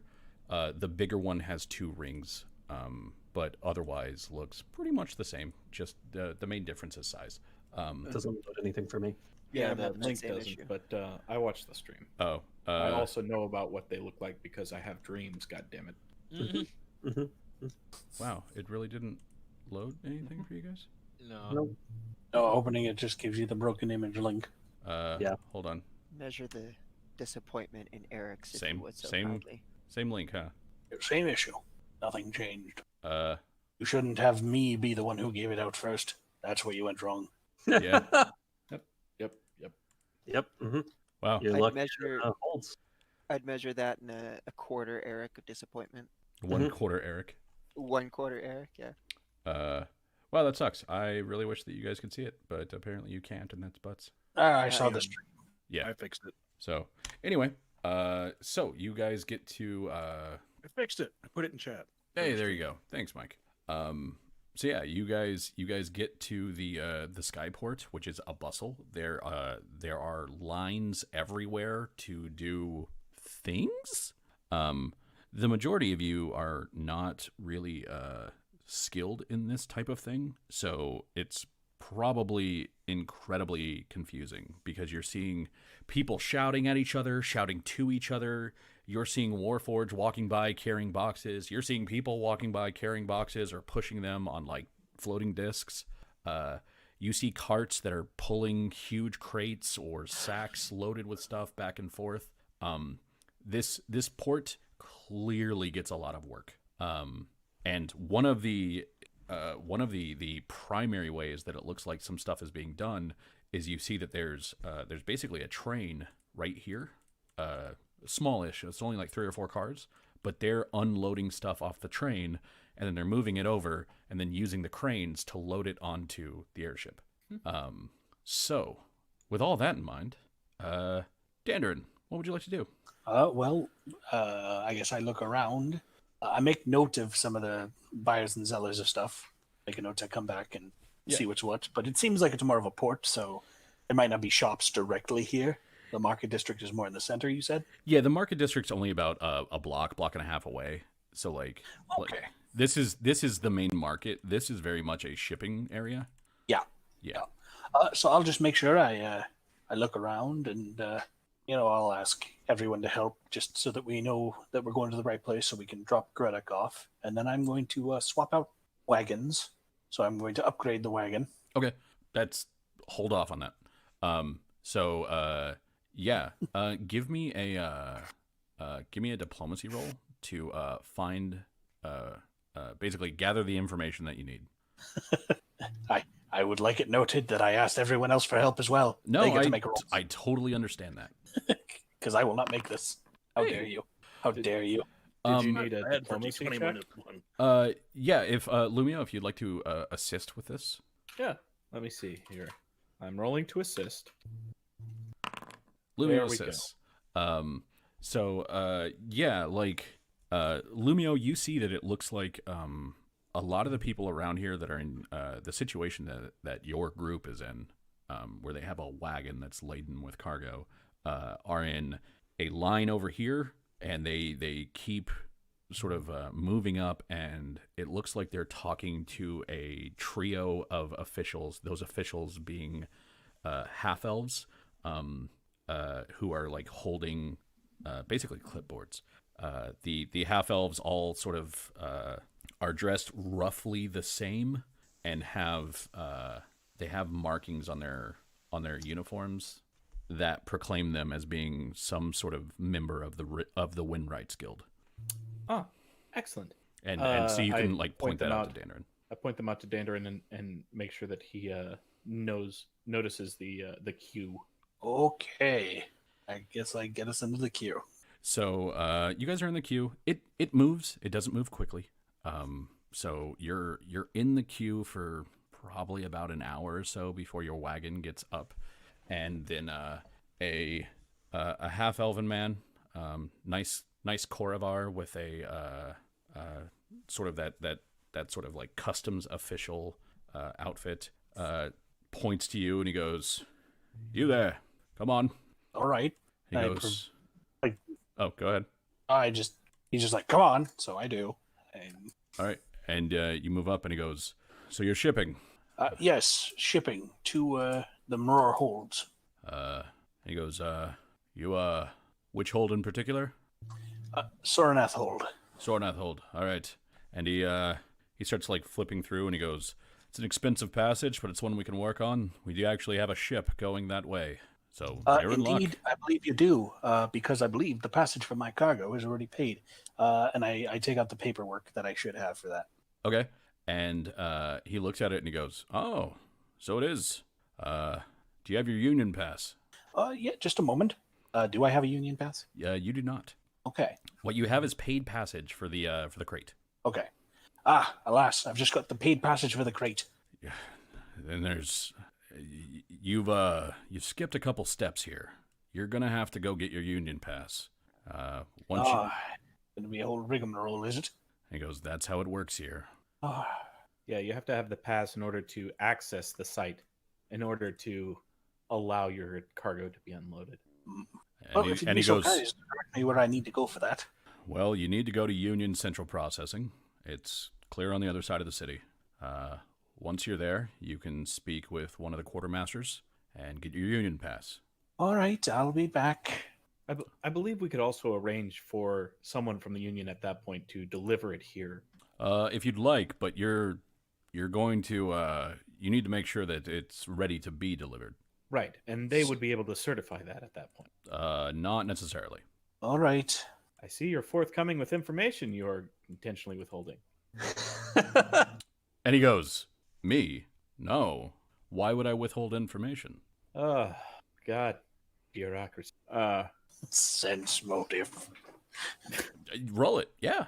He wants a bribe because everyone wants a bribe. He wants a bribe. Again, you're in Gotham. I'll just be like, wait, hold on. I think I do have my union pass. Just give me a minute. Just a quick Warhammer. Just pulls out the halberd. As a weapon master, I now do bribe damage. I hit him for a bribe, John Herrick. I'd like to thunders blows that. I will, I'll hand him just a random thing of paperwork, and I'll slip in the, let's say, the Milky Quartz. Okay, and how much is the Milky Quartz worth? 50 GP. Okay, he will. He'll look through the paperwork, and he goes, "Well, it does look like your passage is, of course, paid for. I've been able to verify this in the documentation that we have here. So while I can't give you that union pass, I can ensure that you don't have to wait in line again to get the Windrights pass. So Oh, let me just see the contents of your cargo, and we can move you along, so that you don't have to come back here and spend any more time in this line. And he gives you the shit-eatingest grin you've ever seen. I see. It's like that one that if he was an anime character, there would have been a little like ting on his tooth. Okay. Good thing he's not an anime character. We'd have to wipe that off. I hate it. Is it like? Does he have like an overpronounced canine too? Oh yeah, of course. Yeah. And Of and so you he starts climbing down off the pedestal, and he hands you back your paperwork and says everything here seems to be in order. So let's just check the contents. And he basically just walks to the wagon. Yep. And I show him the statue. Okay. And he goes, artwork. Amateurish artwork, but everybody has their tastes. And then what you see him do is when you close it again, he basically slaps a sticker on it, and then he opens a little thing that he keeps into a pouch, and he presses a stamp to it, and then presses the stamp to the sticker, and he says, your win rights pass is good to go. Oh, wonderful. I'll be right back with that union pass. Of course. And he climbs out of the wagon, gets back up, and starts to do the same thing to other people. Yeah, I'll make sure to get his name and memorize his face before we leave, though. Okay, yeah.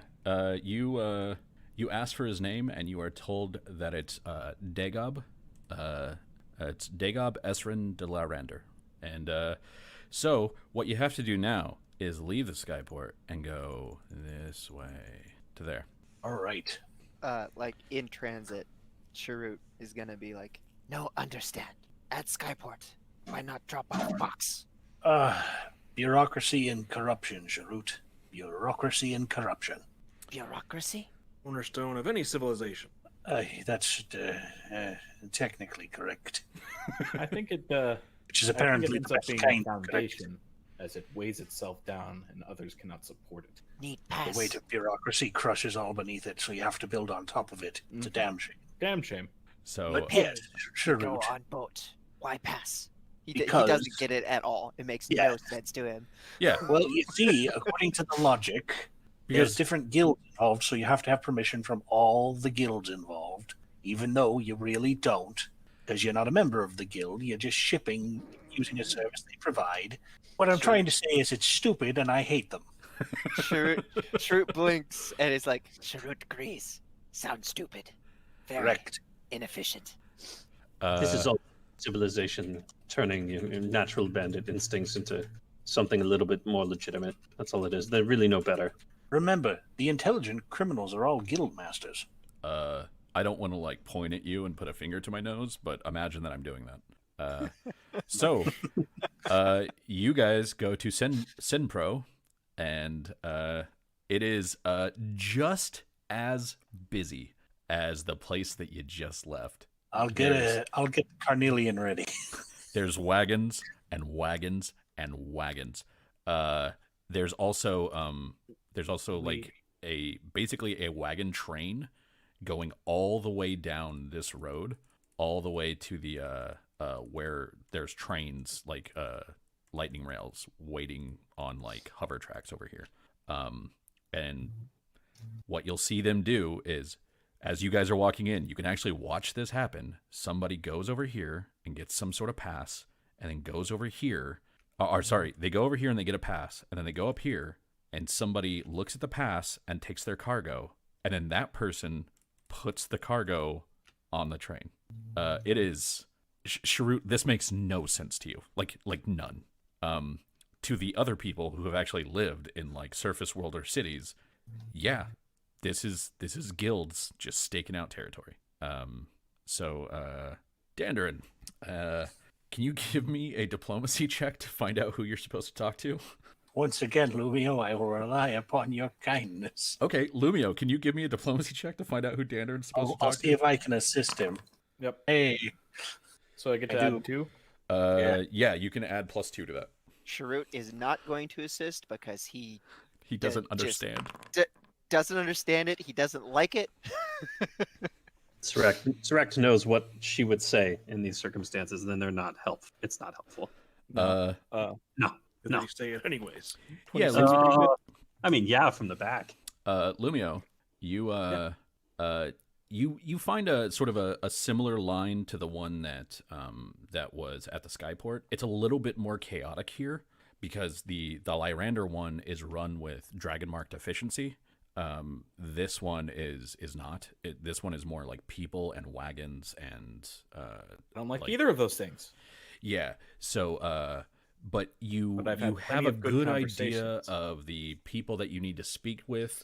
You see them sort of walking around and talking to people instead of staying mobile and requiring that people come to them, because they go and they meet with people, they discuss stuff with them, and then they'll point to where that person should go. Usually one of these large buildings, if whatever they have needs to be sorted.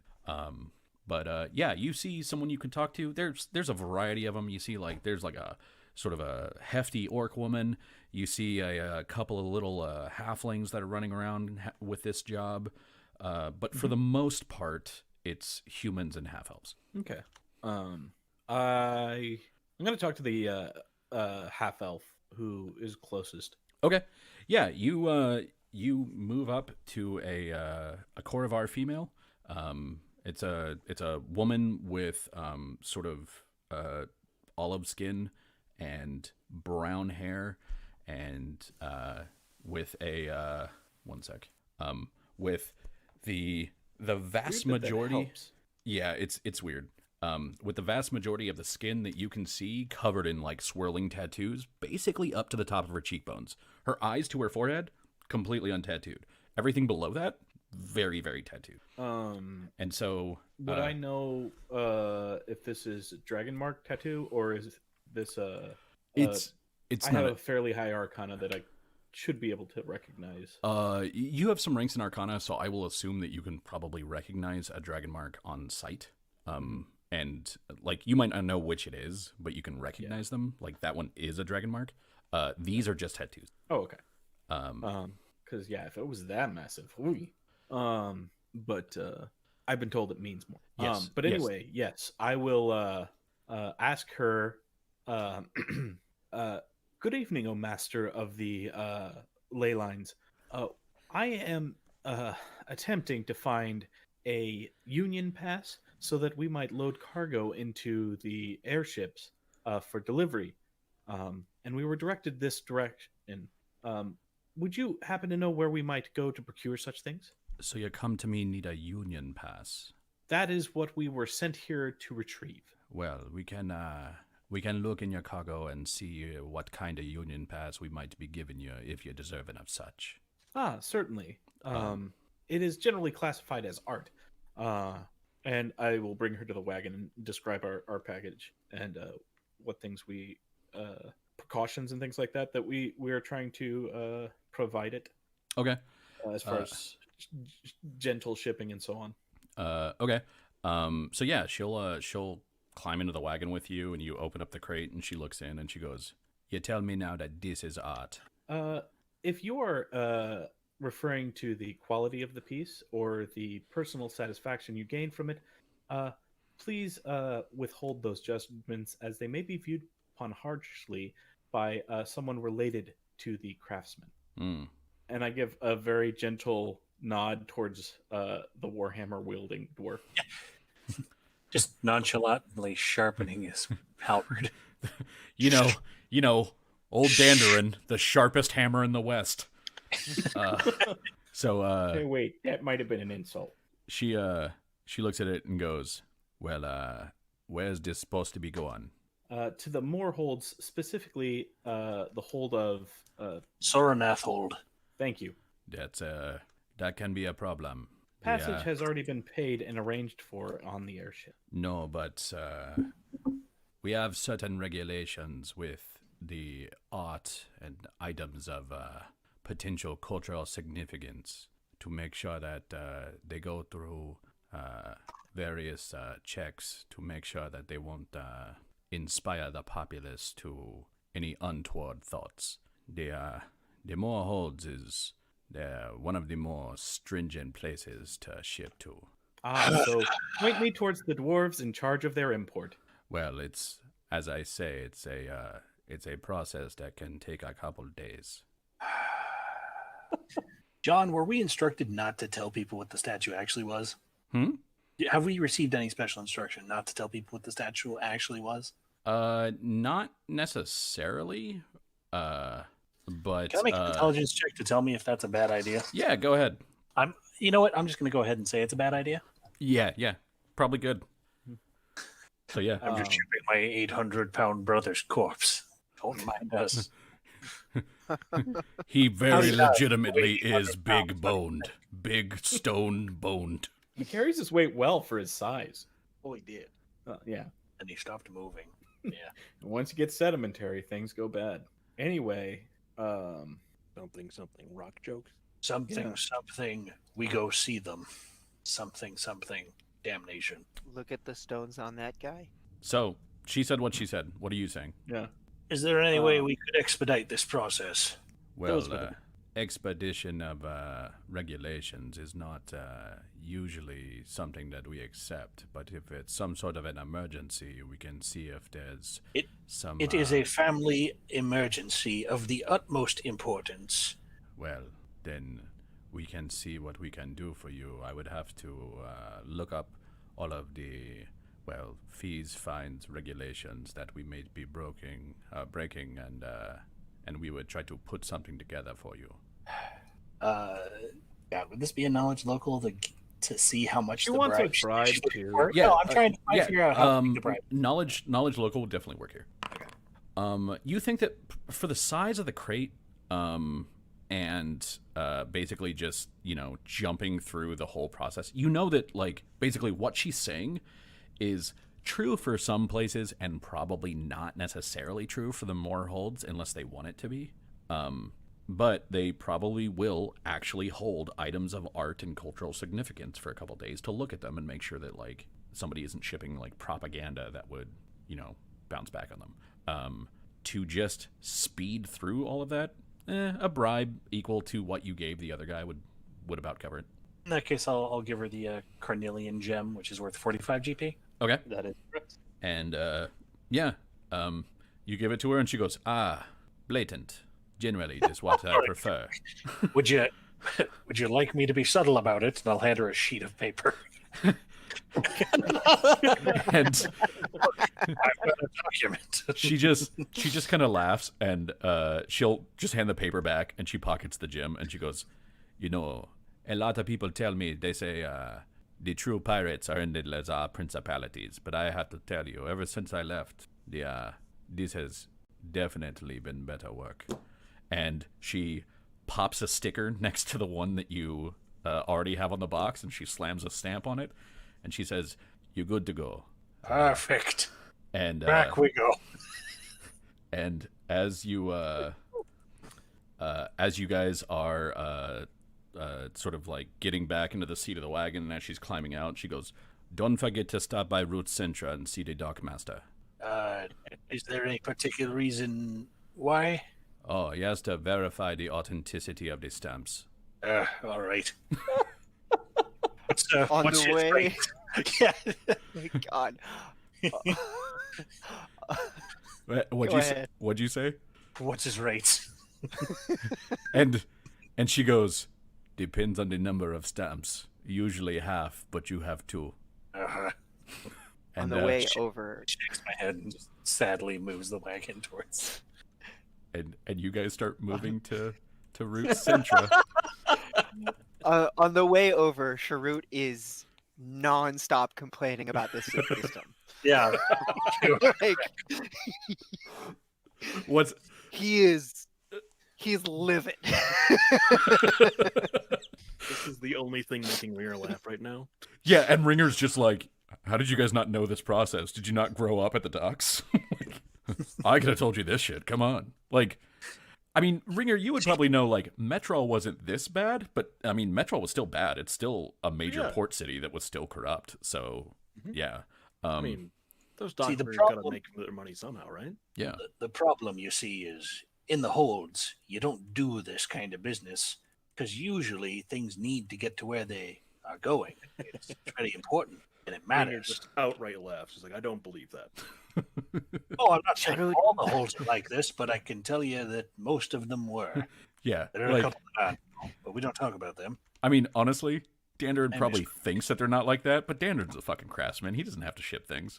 Well, Like, yeah. It's Yeah. like, oh yeah, no, that's totally that way. I mean, the money-loving resource barons that are the Mror dwarves, they probably do this at least a little bit, but they probably do it legally. Like, you know that these are the fees. They're very upfront about it, which is why I can say it's not garbage because it's documented. Yeah, it's documented. This is how it's always been. My mother and her mother before her, they have all paid this tax. Yeah, Put our bribe rates on paper and post them up front. correct. So you guys go. Because it's honest theft. Totally different. You leave Sinpro, and you start heading to Root Centra, in the middle. And surprise, there's lines. This one is so basically this place is this sprawling complex that's it's 3 stories tall, and what you see is that they're able to essentially take entire train cars from the lightning rail and sort of use the House Orion dragon marked heirs to move them up onto those various stories to offload passengers faster, to help with the loading of the various cars, to put the cars together in the order that they want. It's a big central processing hub for the entire lightning rail, which is why House Orion's complex is basically like all of this stuff in the middle, and then all of this right here too. Lumio. Can you give me a diplomacy check there, bud? Oh yeah, sure. Hold on. Do you? Oh, Let me just delete that +2. Thank you. He's caught up in conversation with Sharut. Yeah, Sharut's like, Sharut, don't understand. You spend useless metal to get useless pass to do things that we already paid for. And this I know. caused Mandarin to fucking lose it. I don't even have goddamn to post the fucking rates. It's piracy. It's just pure piracy. Make it legal. Post it all. Everyone knows ahead of time. It's not a surprise. My 5-year-old child has walked in. I have to curtail my speech. Hold on. All right. Travis, leave the room for us. Yeah, no kidding.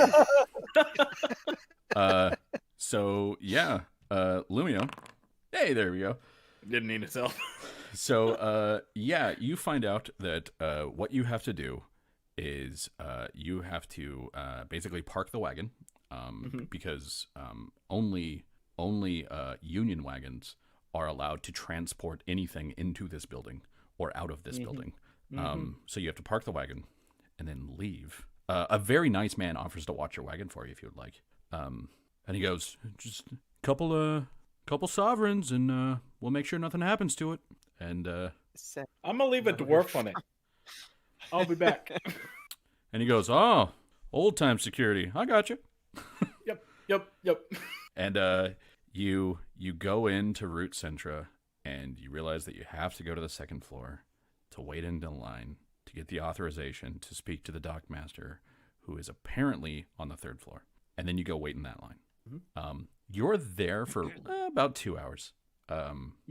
And eventually, after a lot of just sitting there, you are called in to the dockmaster's office, and there's a man sitting there, and he's a fairly short human male. So, like, I don't know how tall Lumio is, but this dude's like 5'3". And he's sort of walking around, and when he sees you, he goes, "Ah, a Warforged, is it? Well then, this should go quick, usually very upfront." And he sits down behind the desk, and he sort of steeples his hands, and it sort of looks like somebody a little smaller than you trying to look very important. 5'10", by the way. Yeah, so you got a full head on the guy, and he sits down, and he cuts the end off a cigar, and he lights it, and he goes, "All right then, Forged. What can I do for you?" I'm attempting to get cargo onto a ship that we have already paid passage for. We have procured the got Union Pass and what was the other, Wainwright Pass? The Winwright Pass, yeah. Winwright Pass. but we were recommended to stop by here in case there were other passes that needed to be acquired. Specifically, the dockmaster. A lot of people do try to forge those particular stamps, so it's good that you stopped by and that you weren't, halted at the cranes. Be right back. Let me ask you, which ship is this one leaving on? Do I know? Would it be in the documents that Dandarin has? Probably, sure. Yeah. Yeah. And I'm going to guess that I didn't grab those on my way up here. Probably not. No. You know where it's going, if nothing else. I unfortunately don't know for certain the name of the ship, but I do know where it is going, which is the Moorholds, the Sornath Moorhold. So that one's going on the Blessed Bolt, then, the lightning ship. It appears so. Well, you potentially have a bit of luck here, because that ship leaves in a few hours. So what are you shipping exactly? It is currently classified as art. Currently classified? Indeed. It is in that state. It is temporarily in that state until it is remedied by some wizard on the far end of its journey. Oh, no. So, this is actually more magical artifice than art. No, Not at it's this point. art. You're in the wagon. Shut up. Let the talky dude do his talky. Screamed at some child walking by. I love it as Lumio just talks us into more fees. And you see him, like, he has this binder on his desk, and he starts, like, flipping over pages, and he's going, more holds, more holds, more holds. And, give me a sense motive. Sweet. Okay. Yeah, he's pointing to the pages, and he's like, more holds, more holds. Let's see. Magical artifice has a processing time. Art. Let's say we split the difference through there. It'll need to be checked by possibly Gudrick, maybe Murgi. And he says, well, checking something like that, the art, that's something we could have done real quick. But if it's magical artifice, we have to make sure that nothing's going to interact with the ship or more importantly, the elemental in any way. It's a hefty process, and since it's going to the Moorholds, we do have a group of skilled artificers that we contract with that knows that country's laws and artificery traditions quite well. So we would have to get them in at their earliest convenience to go through and do full routine regulations, check everything, make sure it's good to go. You're looking at a wait of 3.5 to 4 days. You're probably going to end up missing that ship, but we can do what we can to get you on the next one. I see. And you will be explaining this to the clan? And he says, I don't have to explain anything to anyone. These are just how the rules are written. They can look up the rules if they'd like. Ah, okay. Certainly. The heir to the clan was delayed because of the rules. I see. I will forward them your message. Would you like to give me an intimidate check? Sure, yeah, that's a thing. Only that number. That is not that keeps me up. Nice. Wait for my rules to go Dandarin. And he says, I don't know what you mean by that, since you said you're transporting magical artifice, but if Clan Sornath... Yes, the magical artifice is one of the heirs to House Sornath, who has been put into a place of stasis via a Gorgon, who has turned him to stone so that his health will not deteriorate while in transit. They are expecting him. And he pauses and he goes, and he looks at the little sheet next to him and he goes, medical transport's going to add about a half day. We do have to verify speak with them as well. We do have to verify the veracity of the claims that he's sick, just to ensure that you're not trying to transport slaves somewhere. Slave transport is a different department. We've already registered them. And he's very funny. Was there anything else? No. Okay, then you're free to go, and if you would like to begin that process, he tells you where to take your crate. Yes. Thank you. Okay, so, Dandarin, Lumio comes back downstairs. Everybody, Lumio comes back downstairs. And doesn't appear to be having anyone with a stamp or anything like that coming with him. Well, what'd they say? He wanted a bribe that was much larger than originally anticipated. Fuck him. So And I just start instead, taking the wagon towards the airship. yeah, that works. I was told I needed one more stamp. I got one more stamp. Fuck him. What stamp? The Oh, original the- guy. Yeah. Yeah, the original guy's like, yeah, just get your union stamp. So I did. Okay, so you guys start heading to the skyport.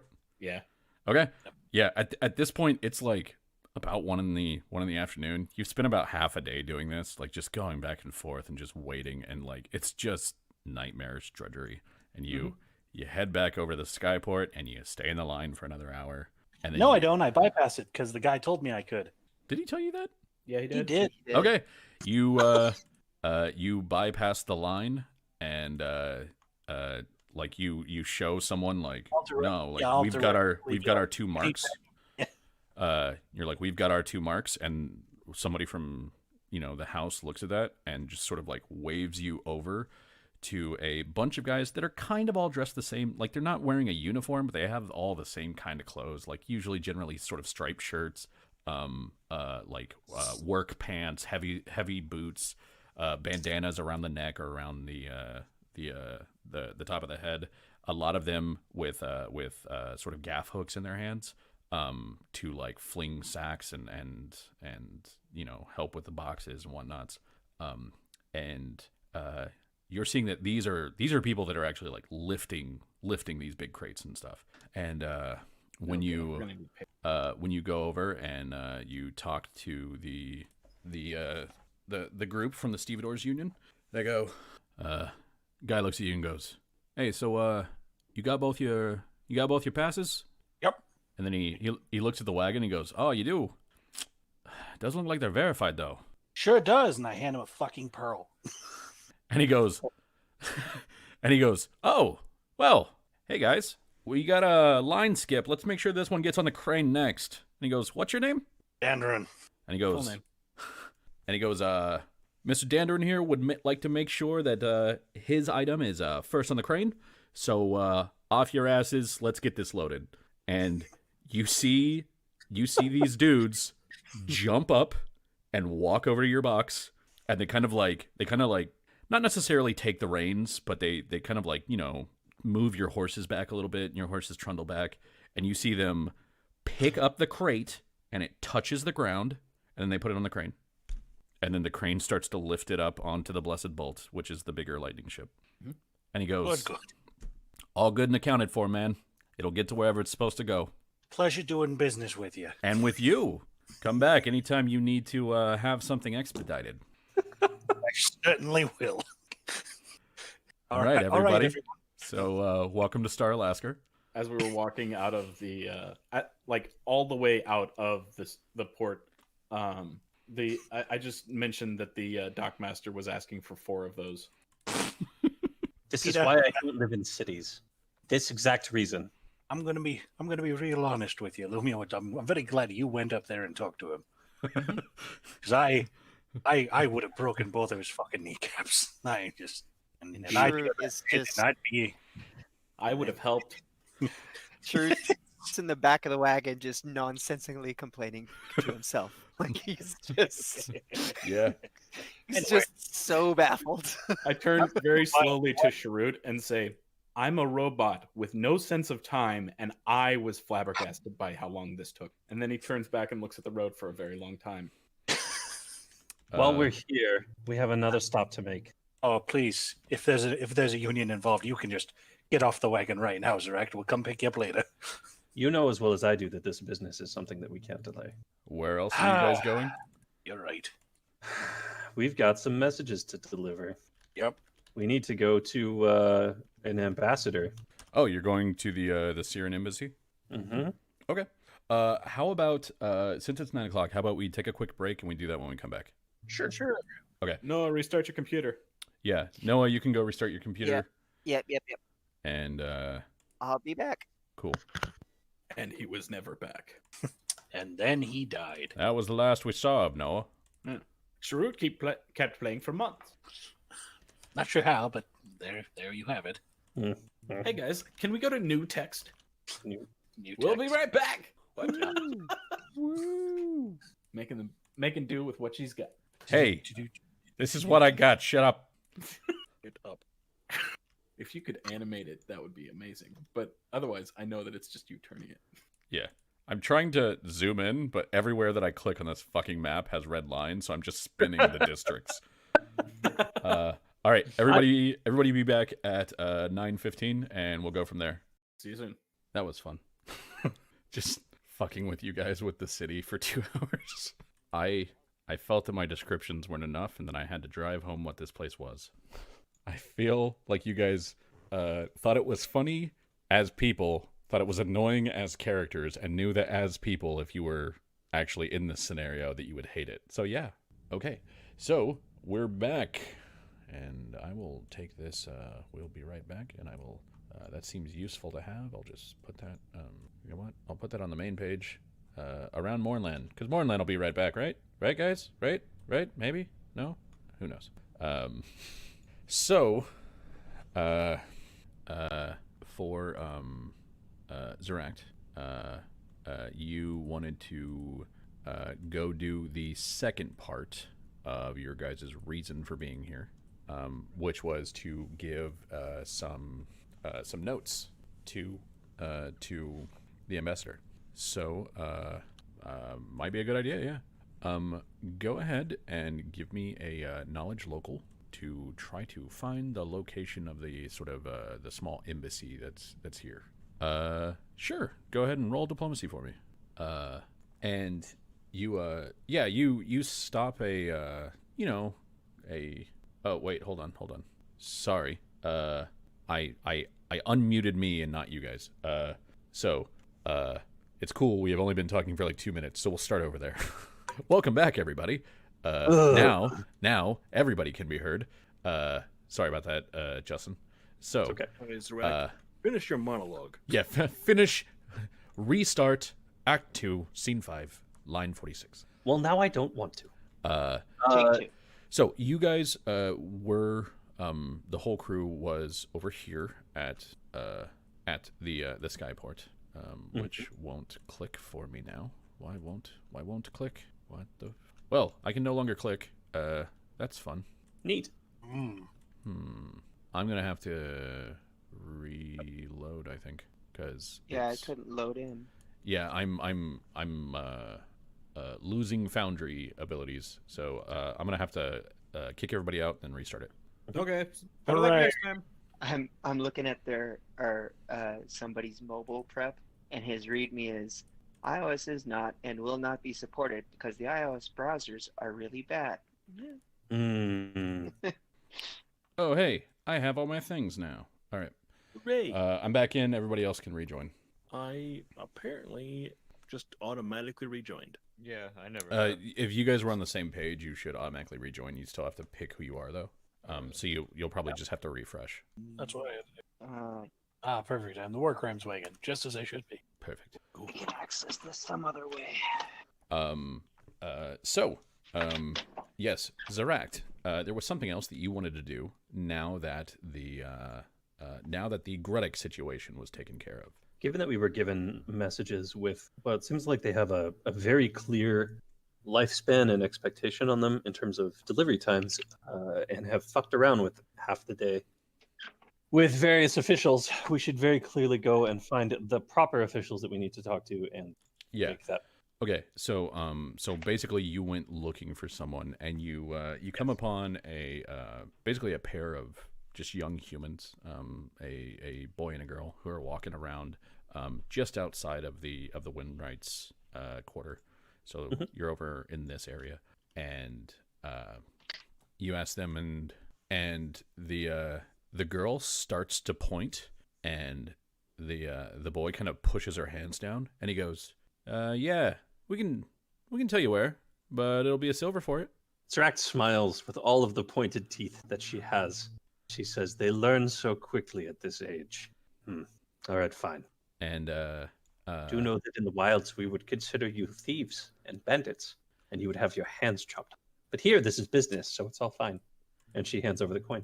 And he goes, "It's weird that in the wilds, if you hired a guide, you would expect not to pay them." Oh, I didn't realize you were going to lead me. That's very generous. Certainly worth the silver I've paid you. And he goes, "Sure. We got nothing to do right now." Excellent. Then I think we're agreed. Yeah, and they start walking, or I guess basically walking in front of the wagon. Since you guys got the wagon that's moving along. Yeah. And they lead you over to basically it's like just outside of the market quarter in the middle. So you're kind of like right over in this area. And the you can actually, I don't know how much Zach I don't know how much Zeract knows of like Siren architecture, but to Ringer and Delian, this is obviously a Siren building because the things around it are sort of utilitarian, or they're small and they match. And this thing is 4 stories tall and fucking gorgeous. Like, it is completely built with aesthetics in mind. It is not built to be utilitarian at all. Zeract hates it. It is so like Seer was the jewel of Galifar, and like the things there were generally very nice looking, and this looks starkly out of place in this area. But to Ringer or to Delian, who are actually both like from Seer, very very clearly evokes that sense of like the architecture of your home. That's cool. And yeah, so the kid sort of like leads you along the major arteries over to here, and then he points and he goes, "It's the tall one right there. Can't really miss it." Excellent. Well, you would be serviceable scouts should you find yourselves in the wilderness, and if we ever cross paths there, just let me know if you need anything. Sure thing. Yeah, you guys can go up to the little Seer embassy, the Seer delegation. The little one. And you it does look nice. You do see like the nice sort of arched front door made of like very nice wood that has been sort of like hand carved and then filigreed with shining metals. It looks like this door probably costs more than like everything that everyone that you've ever known is carrying. It really doesn't fit here. It really looks starkly out of place, which is probably why the front is sort of spray painted, or not spray painted, but like marked with big words in common of "Go home."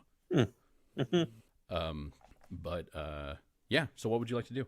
Zeract will approach and knock on the door. Does this look like a door that has a knocker, as if it is intended to be knocked upon, or one that is opened like that of a business? It doesn't have a knocker, but you could probably still knock. She'll do that. Okay. It's my flight. Yeah, you knock, and a human man with a sort of a short beard that ends in kind of it's like a black beard that ends in a gray point, sort of pale white skin, feathered hair, looks to be about 40-ish, opens the door and says, "I've already told you we won't be paying for anything. Not protection, not enforcement, not guards, not guides, not watchmen or weavers or whatever other deal that you have to bring to me." That's fascinating, but not why I'm here. "Then what's the grift today?"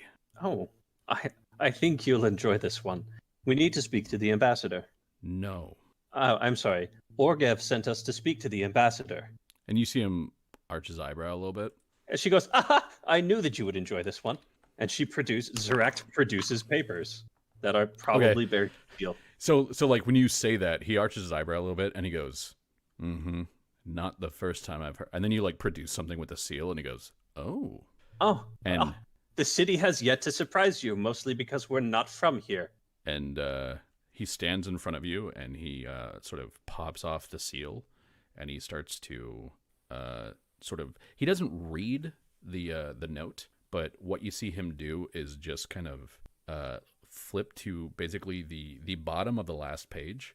The signature, yeah. And when he does that, he looks at the signature and he sees the the ring seal there, and he goes, all right, well, let's see where this goes. So much more accommodating. You and your friend can come in, and he starts leading you in, and you see that this is a rich building. Like to Zeract, it's probably ostentatious. Oh yeah, she hates it. To Delian and Ringer, this is probably the upper side of average for Seer. To Sharut, it's probably a little soft. Like, it's ostentatious, but purposelessly. There's no need for, like that many like porcelain vases and that sort of stuff.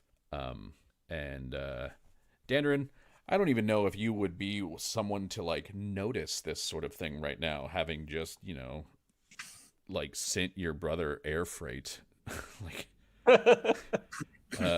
probably it's, not taking too much notice. yeah. And Lumio, yeah, it's like you've seen this sort of stuff before when you were serving in Seer.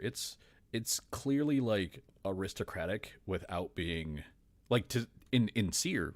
This wouldn't necessarily be ostentatious, just classy. But everywhere else, this is ludicrous. And he begins to lead you all up a flight of stairs and then another flight of stairs. And as he's walking, he looks to you, Zarak, and says, "I'll need a name if I'm to introduce you." Zarak pauses. Says, "All right. Well, you can introduce me as Gwenat Corlane." Gwenat Corlane. All right then. And he takes you all to the third floor, and as you stand at the landing, he says, "This will be but a moment. Please wait outside." And he opens a door that has that same sort of like matching filigree from the one outside, without the the marks that say "Go home." And you hear some talking happening through the door, and after 4 or so minutes, he will come and open the door and say, "If you could please follow me, and I will introduce you to the delegate from Seer." Well, all right. And so the group of you are brought in, and the bearded man sort of waves, or not waves, but like motions to a woman who is sitting on the other side of a desk that is just, it's like very chaotic for how otherwise kind of spotless the interior of this place has been. There's papers and scrolls and books and counters and abaci. Well, I said abaci like that'd be the proper plural of abacus, but it's probably abacuses. There's all kinds of things on her desk. She is a clearly a noble-born woman, white skin. She's got blonde hair that's pulled back and then has a pair of braids that kind of frame her face. She is basically wearing the sort of like the fashion of new Seer, which is basically the old fashion of Seer but dyed black. And she smiles at all of you as he says, "Tania Irtadin, we have Gwenat Corlane and party from New Seer with word from Prince Orgev." And he sort of bows and then steps back, and he motions to there's a quartet of seats, and then as you guys start filing in, the door behind you opens and somebody brings in another chair, and then a couple minutes later somebody else brings in another chair, and those two people just put down chairs and then they leave. So it's you, Tania, Tanaya, and then the guy. Well, it is a pleasure to make your acquaintance. We have come some way in order to deliver these messages and wanted to do so with some haste, but we're delayed shortly this morning, having just gotten in late last eve. I do hope that this hasn't troubled your timelines too much. And she says, "We knew that you were on the road, but the road can be dangerous and treacherous, and we assumed that you would get here as quickly as you could. You had 4 days until I hired some mercenaries to send out a search party, but seeing as you've made it, thankfully that won't be necessary." Excellent.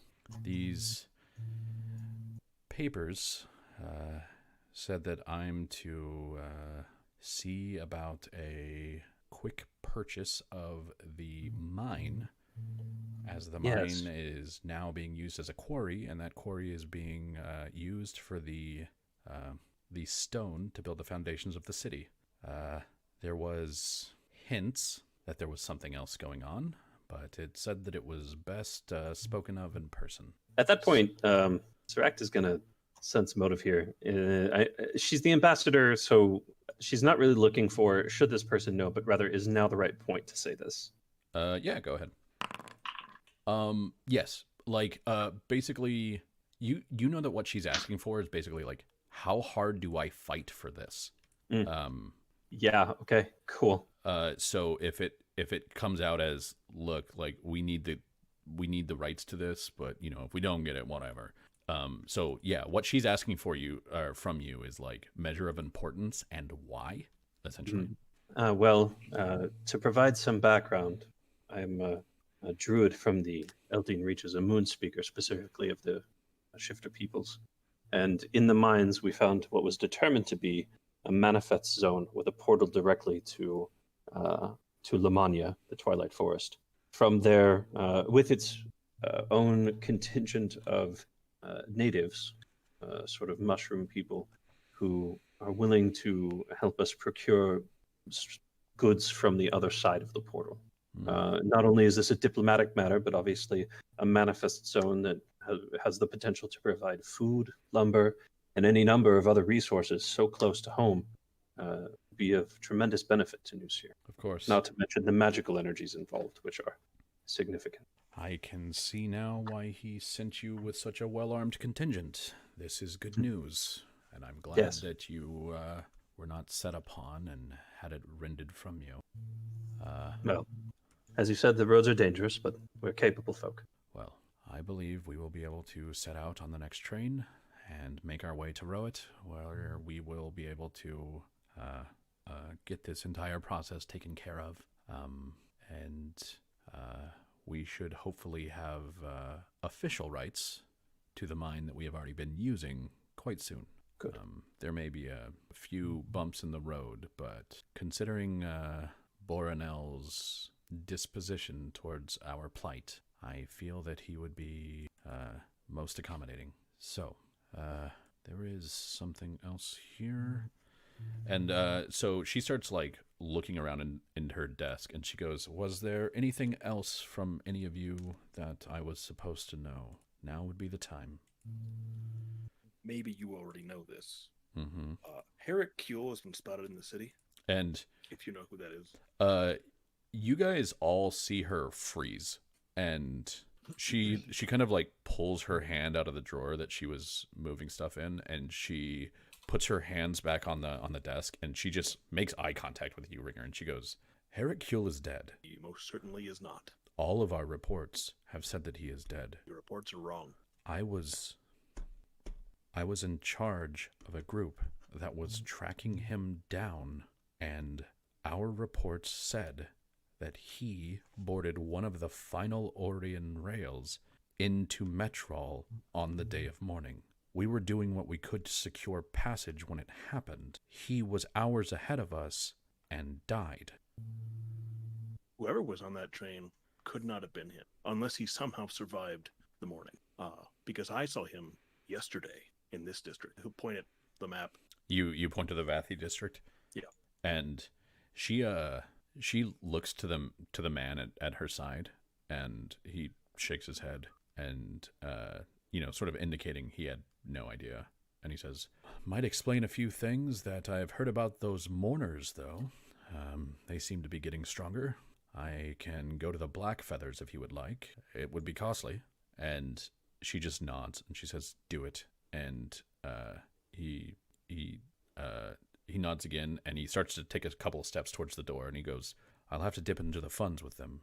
You know the Black Feathers? And she goes, just do it. We need to know where he is and what he's up to. And he says, of course, ma'am. And then he opens the door and he leaves. And Ringer, she kind of nods to you, and she goes, thank you again for the information. We'll do what we can to keep an eye on him.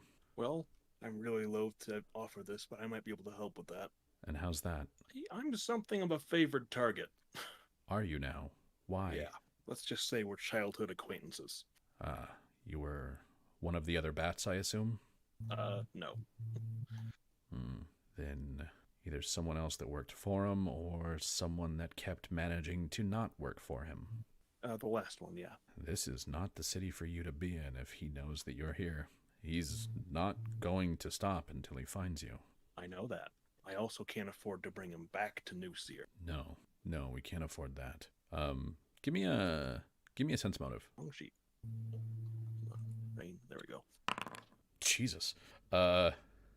There's a when she says that, she sort of glances down at the sheet of paper that Zaract handed to her, the orders.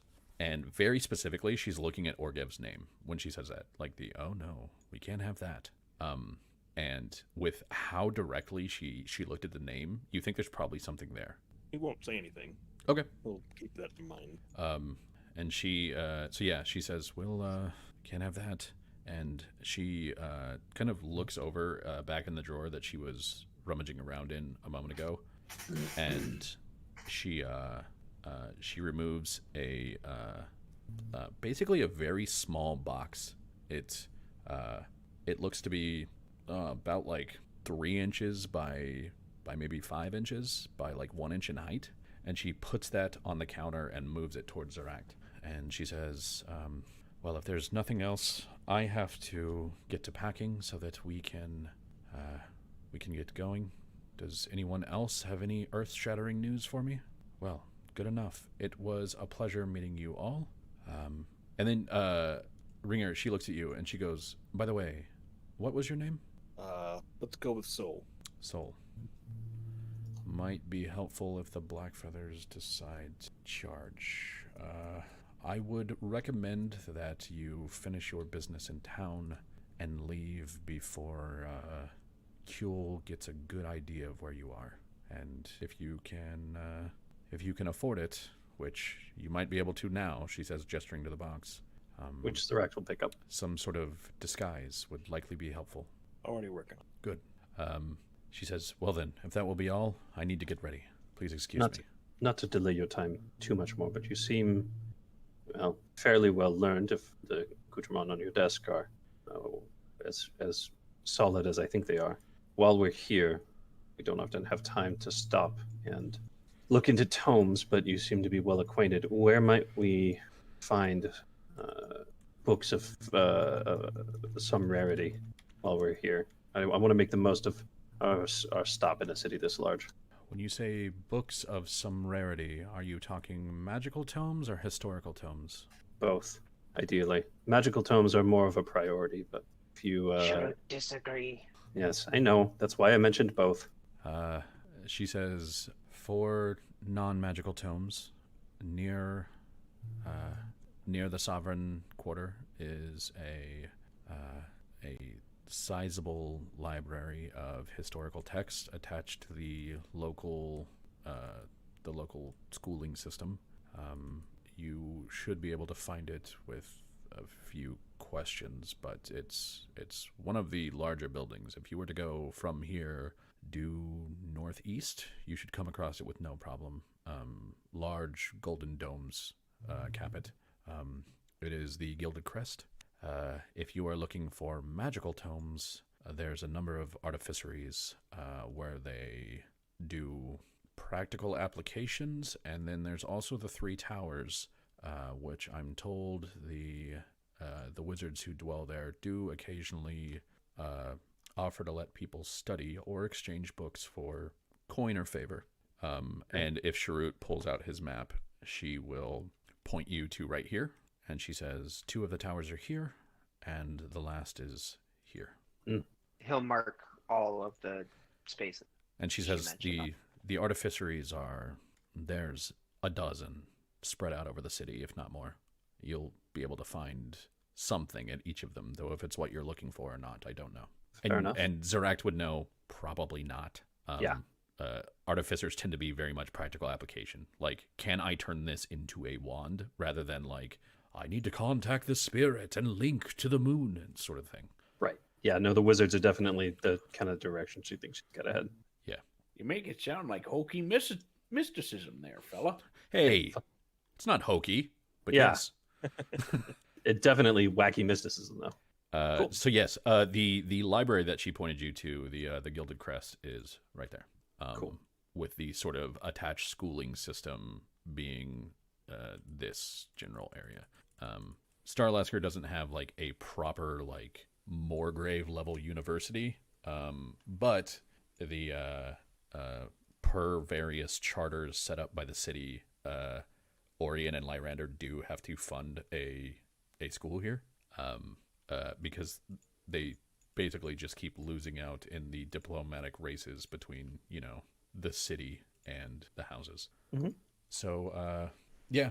So she gives you that when you and then you guys can all leave. You can go do your thing. Mm-hmm. Excellent. That is the thing that Zerect will do.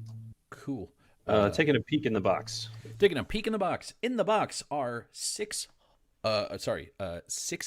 platinum pieces. Nice. Okay. It's basically set up in 2 rows of 30 coins. It's a solid chunk of cash, but also just like a pretty well weighted box if you wanted to beat someone to death with it, Ringer. Yeah, I was gonna say Ringer. Oh, I have someone in mind. But yeah, Me? I'm sorry. basically what she gave each of you was 100 gold. Cool. That is very much appreciated. Okay, gonna add that to the sheet. Yeah. I am not adjusting party gold because it's not cool. At this point, what time is it? What'd you say? At this point, with the travel that you guys have been doing back and forth, it's probably nearing about 4 in the afternoon or so. Yeah. Well, At this point, Sharut would probably say, Sharut think Soul should explain in further detail. I think this is appropriate. Yes. Yeah, I guess this place is a bit safer than most. Soul is my birth name. I was a street kid in Metro, and in Metro, you didn't have a whole lot of options when it came to getting food. You either joined a street gang, or you were a victim of a street gang. Very true. And there was one called the Bleak Bats, run by Herrick Kuehl. I was one of the other ones. Herrick and his team, they don't recruit. They eliminate competition. And when I say eliminate, I mean they kill them. By 15, Herrick had beaten a dozen people to death with his bare hands. Probably killed twice as many with a gaffer's hook. There's rumor that he beat a warforge until it was inert and starting pieces off. When I last saw him, those appeared to be fused to his skin. Well, it sounds like you've made quite the friend. Sure, that's what we'll call him. Why is he after you? As I said, I was part of a rival gang. One that he crushed, but I survived. how did you survive?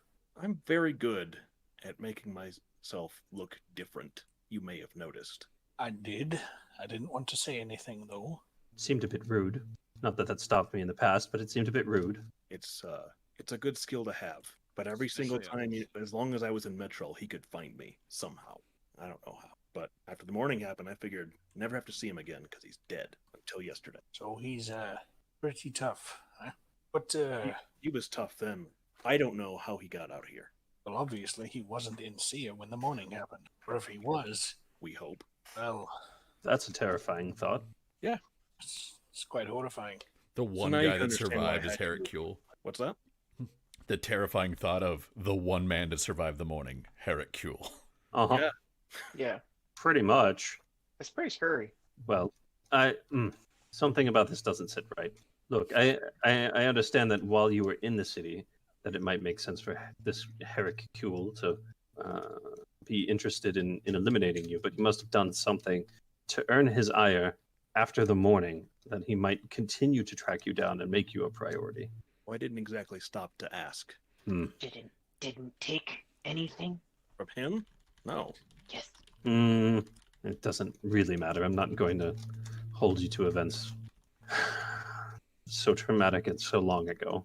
Still, if there's more to this, it would be useful for us to know about it. I mean, basically, Herrick's not someone you say no to, and I did. That's probably reason enough for him. All right. All right. So, does that answer it for Sharut, Noah? I think Sharut will nod, and then he'll say, Odds are we are all now target. Yes? Depending on how much the ones who ran away told them, yes. So, if you guys know how to make disguises, I would. Ziract just starts laughing. Sherwood kind of looks at him, and then he looks at himself, and he looks at him, and he looks at himself. Difficult to hide. No, what's great is that Delian and Sharut both separate and they put on disguises, and then they come out, and each of them is just disguised as the other one. It does nothing. Yeah. They'll never expect it. That's the thing is, like, I think we have the 2 highest stealth checks in the party, too, so it's just like, they vanish. They come back as each other. Perfect, beautiful, and never going to be seen. Never ever. They are the best Never, disguises ever. in the party, and no one sees them. Beautiful. I think that answers it for sure. Like, he still thinks there's a little more to the story, potentially, but it's essentially all we need to know is that this guy's bad news, and even the ambassador was very alarmed just to hear his name. So I think that answers it for now. Okay, cool. So you guys leave Tanaya's embassy, and you start. You have, I don't know, a couple hours to do things. Is anyone doing anything of note? I will start with Delian because I barely heard you talk tonight. Yep. So I would probably just start like poking around, asking for asking about my friend. About Yelphus? Yeah, about Yelphus. Just seeing if anybody's seen my buddy Yelphus. I'm looking for another friend, and all that sort of. Just kind of. I know the city's big. Yeah. So just starting where I am just seems pretty easy, and as we go along, I'll just ask here and there. Okay, and you're basically just describing him, right? Like with the sort of very generic descriptor that you got. Like, he's an average-sized male who looks average and is a human. His face is where it should be, and his hair is on his head. And I'll ask for just deliberately different types of people and races, just because maybe you never know. Okay, can you give me a diplomacy check? I sure can, bud. Okay, so I imagine that you're going off to do this. Zarak, are you following with Dillian as he's doing it? Oh, absolutely. And she's harassing and criticizing the whole way, but not while he's making the actual requests. Only at the points where, like, when people are gone, she's like, "Well, that went well. You're very, very well trained." Okay. I ignore her. Yeah. And are you taking 1, 2, 3 of the people with you? What are you doing there? Of the House Denith? That's a great question. I'm gonna take 2 of them, and have the other one just make sure that everything looks good over at the new place that we're at. It probably pays off to have some paying attention over there. Cool. For Sidna, for Sidna and Boween will volunteer to follow you around, but Corley will say, "I'm fine. I can go." And for Sidna sort of tries to pull rank, and so Corley just pulls rank 2, and it ends up sending Boween back. And so you have those 2 following you and Delian as Delian wanders around. So real quick, I'm going to break everybody up. Ringer, I'll start with Dandrin. Dandrin, what are you doing today? So I am going to go pick up materials, start my crafting, and then I'll meet up with people later. Yeah. And you can do all the purchases and stuff. I know you have like all the stuff that you want to buy and sell in the wagon. If you don't want a scene for that, you can just stop by somewhere. You can sell your stuff. You can get your new whatever. I sell all the stuff, get all the materials, so I can start making my stuff. Cool. So you do that, and then you're just going to go back over to the artificery? Yep. Okay. Lumia, what are you doing? I want to find out a little bit about Warforged construction, as in what is and isn't allowed to be known, sort of thing. Because I know that all Warforged construction is permanently banned. Yes. At this point, but the knowledge and the kind of the structure of it, for the purposes of being a Warforged, is something that is interesting. But this was probably not a decision that was made by Warforged for the sake of Warforged. Okay. So No. So He, it sounds like you want to sort of like read up the history of them as well as you can, because you don't really know. basically. Okay. And it sounds like the best place for you to do that would probably be to go with Sharut to the library. Oh, yeah. that is that'd be correct. Okay. I was gonna invite him to the library. Cool. So Lumio and Sharut will go up to the library, and then Ringer, what are you doing? Ringer would probably follow along just to keep security. Follow along with Sharut and Lumio? Yeah. Okay. So I will start with Delian. Master Delian de Veshtavandi. Ooh, very nice. Master Delian de Veshtavandi. So, Delian, you're asking around, and you speak to a couple people who have seen someone that kind of matches the general description, and they tell you things like, like, oh yeah, I saw that guy in the in Innervathi, or I saw that guy in the Skyport. But no one can go like, that guy is staying at that place right there. You're not getting any like dead on information. That's fine. And would they tell, like, if I'm asking like what district and stuff, is it usually in the same district or is it spread out? So, all the districts that they're telling you, and you get a couple of them. So, nobody mentions Vathi, it's sort of 3 districts, but it's sort of central, western, and eastern, down here. Mm-hmm. Somebody mentions the Inner Vathi, which is what some people are calling this one now.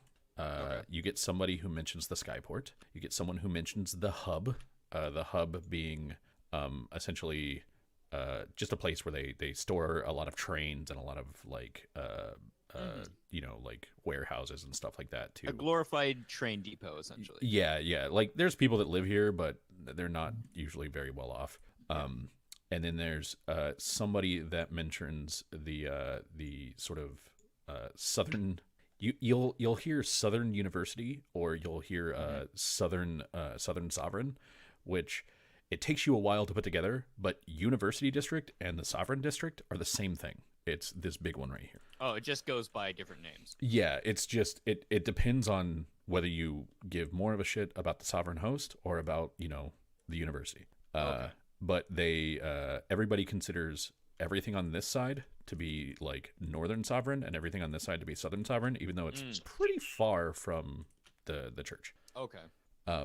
So it yeah, looks like it gravitates mostly towards the south side of the city. Yeah. That's what you're picking up. But everything they're telling you is like very general. Yeah, but at least I've narrowed it to half the city. Okay. Cool. So yeah, you're walking around asking those questions. And Zeract, you see him basically talking to somebody. He'll flag somebody down. He'll ask a couple of questions like, "Hey, have you seen this man?" And he describes a guy. He's never using really the same descriptors each time. He doesn't really mention a name. He's just asking general directions. Zeract is going to step in at a point and just be like, look, it doesn't sound like you really know what you're looking for here. If you are, rather than trying to hunt prey, why don't you just bring it to you? Leave it something that would be interesting, and then they'll find you, rather than this hodgepodge of investigation that you're doing. If nothing else, it would save us more time, and then we could check out this mage library. Well, I was given a task, given very little, by a friend, so I don't really know this person, so I'm looking for a friend, and then they've given me a description that describes, depending on who you're talking to, an entire race of beings. Every human male in this city. Yes, I've been able to piece together that much, but you have a name if nothing else, and dropping a name in the appropriate ears, much like baiting a trap, may draw something to you instead. Yeah. And would save us from walking through this god-awful city any more than we already have. You don't want to get your steps in? Would you like to? Like, Zeract pauses for a moment and just stares, and then she says, I can't wait until we go to the place that you hate as much as I hate this place here. Oh, what a day that would be. Regardless, it's a waste of your time too. Well, where do you suggest then? Well, is your friend upstanding, or is he a a villainous murderer like yourself. Well, the friend of my friend Ah, yes. is I don't know. Well, then we should probably start by placing a word in the ear of some of the less reputable sorts, so that what I suspect will happen is your friend will have word transmitted to them and brought to them, much as we brought these documents to the ambassador, just in a less noble and forthright way, and then mention that you might be staying in a place other than where we're currently staying, and we'll take messages at the front desk. Then we can get the messages without fear of getting murdered or attempted murdered again. That's what I was worried about, and I think you've come up with a solution that makes it so we die somewhere else and not in our sleep. I would like both of those options, honestly. To die somewhere else and not in my sleep truly is kind of core to my ongoing existence. Well, I'm glad we've reached an accord on something then. Okay, so what are the two of you doing? If that's the case, you're like, okay, fine. Thank you for being helpful, you piece of shit. Stupid. Yeah, we're just aggressively agreeing. Yeah. Yeah, I didn't do it for you. I did it for me. And also, Fine, we are in violent agreement. So the gist of the idea is Delian should go to less reputable places. The folks who are very clearly like gangs or at least like not upstanding people, and be like, yes, I'm looking for a man under this name. I'm staying at this inn, and I'll take messages at the front desk. And then we need to go to, having seeded enough of those, we need to go to that inn and be like, we're renting a room. We're not going to stay here. We are taking messages. If a message comes in for this guy, hold it. We'll be here. We'll be back here tomorrow. Okay. So you're probably going to go to like one of the other inns, like the Oak and Cudgel or something like that, and yeah, absolutely throw down 2 gold for a room, just so that you can have messages delivered. Mm-hmm. Sounds good.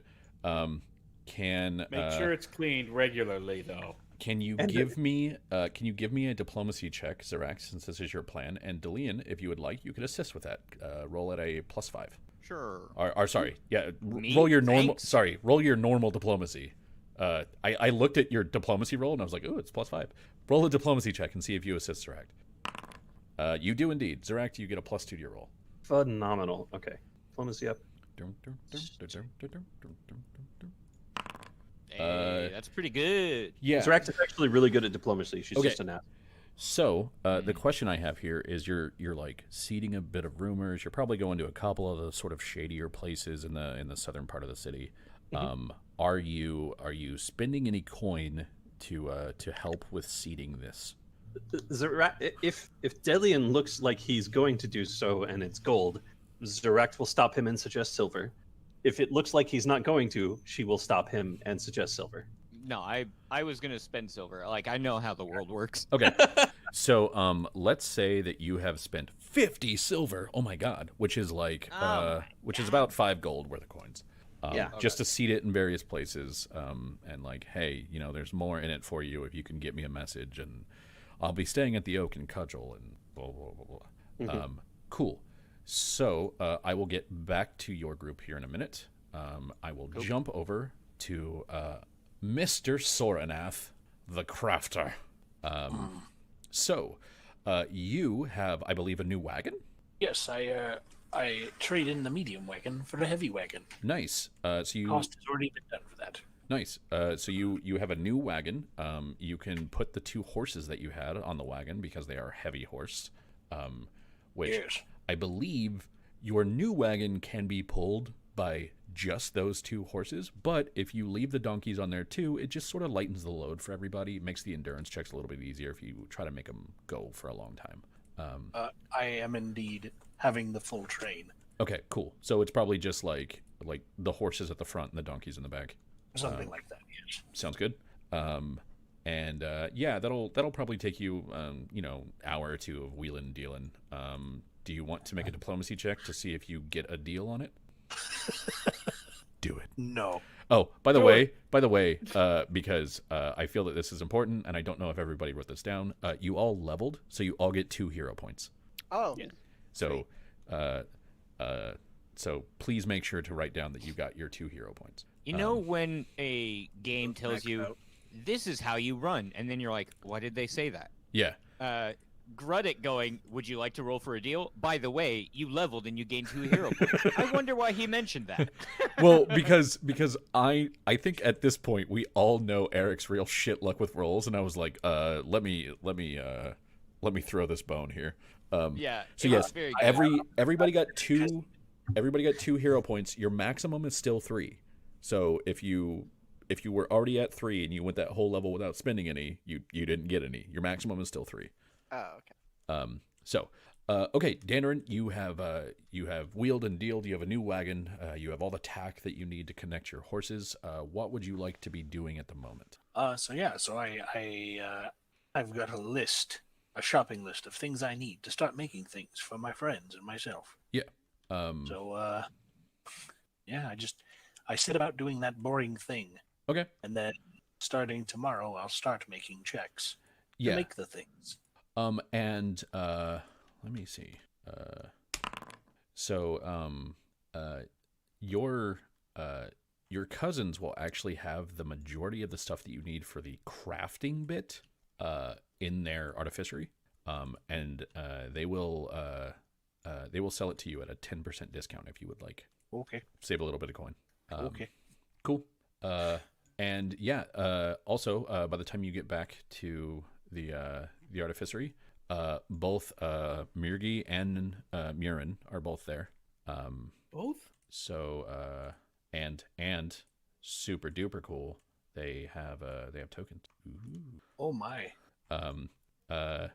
Murin, like his brother, has the dark black hair that is pretty common for people of the Soranath legacy. Unlike sort of you and your brother. Yes. But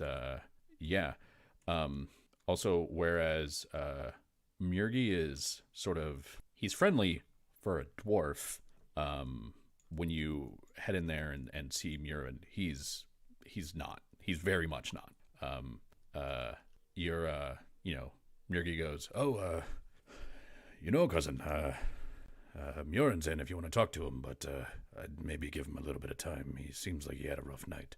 Well, I've had a bit of a rough morning, so I'm sure we'll make pleasant company. How'd it go? Is he on his way home now? He's on the ship. He's on his way. Oh, that's as good as could be expected in this city. It cost quite a bit extra. Stupid union guilds. Oh, they gave you the whole runaround, did they? Well, they did. We just cut out the last one. That's by the last one, what do you mean? Well, we got the 2 we were told we needed. The second one tried to get me a third one, and I said no. Give me a sense motive. A sense motive, you say? What if you were to sense his motives? Well, let's sense his motives and see if I can actually sense his motive. Seems low. Is that all? Is that really all? Hold on. What's? I like where we're at already. Yeah. So Just plus gonna- 0. Just gonna keep saying, but plus 4 is not bad. No, yeah. Yeah, that's not bad. What are you harumping?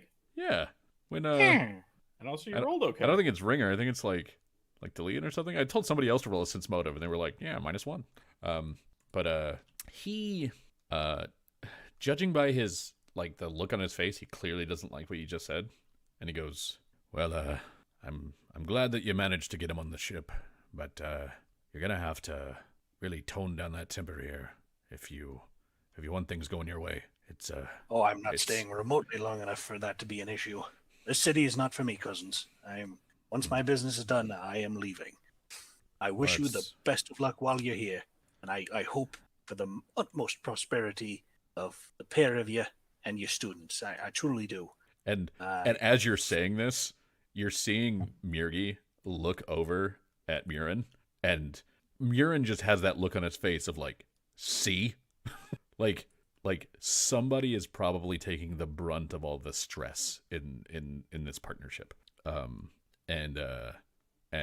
Murgi just kind of ignores it, doesn't even notice that he's having daggers stared at him, and goes, I understand. It's not for everyone. It's an exciting city. It's a trade hub, center of commerce. many ideas flowing in and out of this place. Real work's being done here. But I can understand that for some people, you crave the stone, you crave the forge, but not the excitement. And I get that. I was there myself once. And like his brother's next to him, just like glaring at him. Yeah. I'm going to be having a conversation with Urin after this. Yeah. So, but Mirgi will sort of like clap you on the back and say, well, before you leave, let us know if you need anything. And, I also, I have a package that we were, in a week or two, going to be sending it south to Uswin because she ordered something from us. But, if I can send it out with you, even better. I have the students working on it now. Oh, you don't mind me asking what it is. I might be able to offer some assistance. Well, it's, last night, cousin, I felt it, the song, I heard it clearly. Well, then I think if I put hammer to anvil, I might just be able to make wonders, brother. Well, this one's not exactly, it's not exactly smith work. It's a bit more delicate than that, but I'd be happy to show you what we have. It's an idea that I know that she hasn't cooked up alone, but when she asked us if we could do it, I accepted the challenge, and I think you'll like what we've got going. It's show me. Yeah. So riled up now.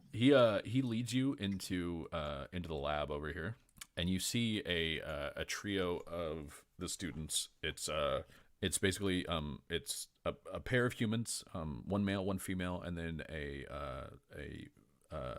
female orc, full blood orc, and they've sort of got a lot of the stuff on the table just kind of like pushed over to this side, and they're on here they've got these things that are like it looks like think of rods like rods that are about 6 inches long, and there's about 10 of them or so, and they're all crafted like directly out of dragon shards. Like you clearly see that these are Kyber dragon shards. And then there's a bunch of small little beads.